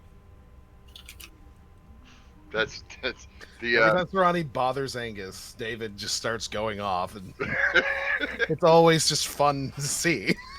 Well, the thing is sending that to Vasir wouldn't help, right? That message to Vasir is useless. So he sends it to Angus, because Angus will know what to do with that information. but Angus is already busy. Sarani doesn't know that. So Sarani thinks that Sarani Angus, should know that. Sarani's the one that fucking left him there to do stuff. well, I know, but he's in Sarani's mind. Research is just, oh, here's something maybe you could look at in a direction you should go, and not, Angus is busy delving into One Piece and doesn't. From the way it was phrased, it was basically like, whatever you're looking at, drop it and look into this other thing that I just told you about, and I'm not going to tell you why, because I can only write it in a small message, so I can't explain the context. Like, Right. It was just like, by the way, figure out what this is. No. Yeah, that's not how Sarani meant it, but like you said, in the context of a small message, that's all that comes across. And like Angus, like David said, the return letter wouldn't mean shit to Sarani because he won't get the the connotations that he's sending him back. Like, you can look it up yourself, and why don't you just look it up yourself? It would turn into an argument going back and forth and constantly sending each other letters, and then nothing gets done. Yeah, because Sarani would send him a letter back. Well, why should I look it up? You're already there, right? Like, Oh my god. Like, I'm sitting here like, you want me to tell you how to not get into an argument with Sarani? I have no idea. Yeah. But like for somebody else, like David mentioned, I did like the interaction between Luna and Mirth with the, are you sure you want to keep doing it this way? I can do this too, and it's probably a lot safer than the way you're doing it. And Mirth making that realization, like, oh, yeah, I never actually thought about, how this power, I understand how the spell works, but I didn't understand the connotations behind how the mechanics behind this was working, right? The little demon switchboard down there is like, sure, I can connect you, right? Are we not gonna acknowledge Big Blondie's jokes? No, we're not. No. It's a very bad idea. Yeah. What no. jokes? I don't know what you're talking about. I made very, very naughty. I made a very naughty thing out of myself. I'll tell you. Yes. You were very disruptive today. Oh my gosh. I enjoyed them. The sendings with Ricanian were something else. Oh, sorry. I hope they weren't too terrible. No, they were exactly that's exactly how he would do things. I'm glad. I really have to just say, you have hours. No, we have like a month. I actually killed myself with that one. That was too fucking good. Oh my god, that was so bad. It was No, so I loved good. every second of it. No. I totally ignored that. Oh, I loved it. It was fucking amazing. Well, guys, Disappointing. what's that? Disappointing what? You cut out. You're still cutting out. Disappointing. Holy The shit. queen kind of Wow. Disappointing the queen kind of sucked? Is that what you said?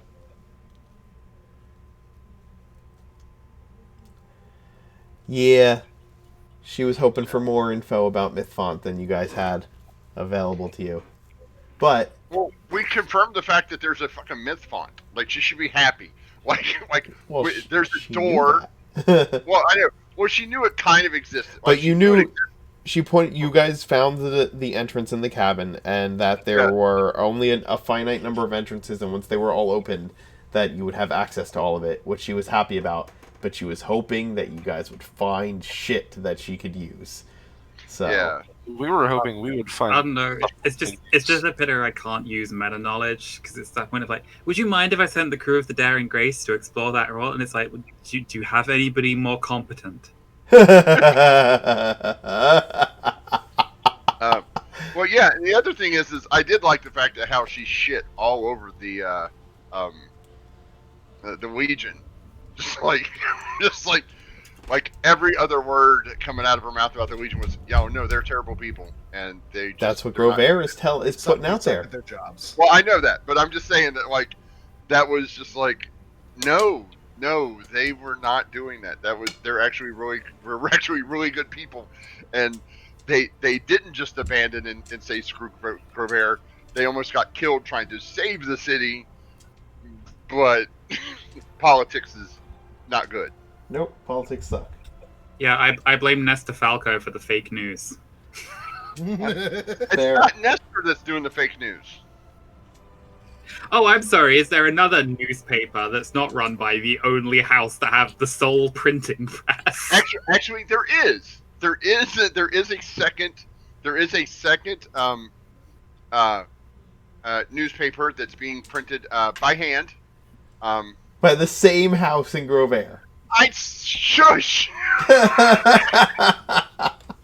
Shush. All right, guys. The Grover Chronicle only prints the truth, Yes. unbiased truth. Yeah, sure. Fuck that place and screw them. Anyway, I mean, I am just glad that we sort of skirted by the issue if it sort of came up that idea of like, oh, you know, some of the houses have kind of been starting a civil war, and I'm like, if you tell Angus that Lord Weston is trying to set himself up as dictator of Grover, then as much as he hates the place, he is going to want to sail there and kill the smug bastard. oh, I'm sure he is. Well, he's got to stand in line. There's quite a few house nobles that want to fucking do that to him. Everybody. Hey, this blood feud runs deep. Angus has wanted to kill that guy for like 16 years. Nice.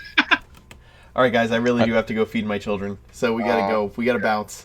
Thank you for watching. Right. Thank you for playing. Hey, don't forget, if you're watching on YouTube, don't forget to like, subscribe, hit the notification bell, share with all your friends so they can also find out when the new videos goes up.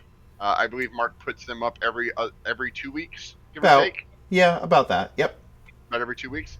And don't forget to shout out to all of our friends over at Nat30, Big Lundy, who has a game going, myself, who has a game going, and tomorrow, Help Wanted. Oh yeah, we got Help Wanted tomorrow, 2 p.m. EST. So, they got ambushed by a lot of people, and they also have some assassins after them. Nice. They're kind of fucked right now. So Yeah. Kill every. Oh no. yes, and the on Friday at 1 p.m. You can check out the poor bastards who teleported to a large the Emerald Spire, which happens to be obsidian at the moment. So check out how that works. And we'll be playing the Dance Macabre tomorrow night at 8, probably 8:30 p.m. 8:30 around there, p.m. Eastern. So anyway, 8:30 for the dance tomorrow. Cool. Yep. All right. See ya. Later.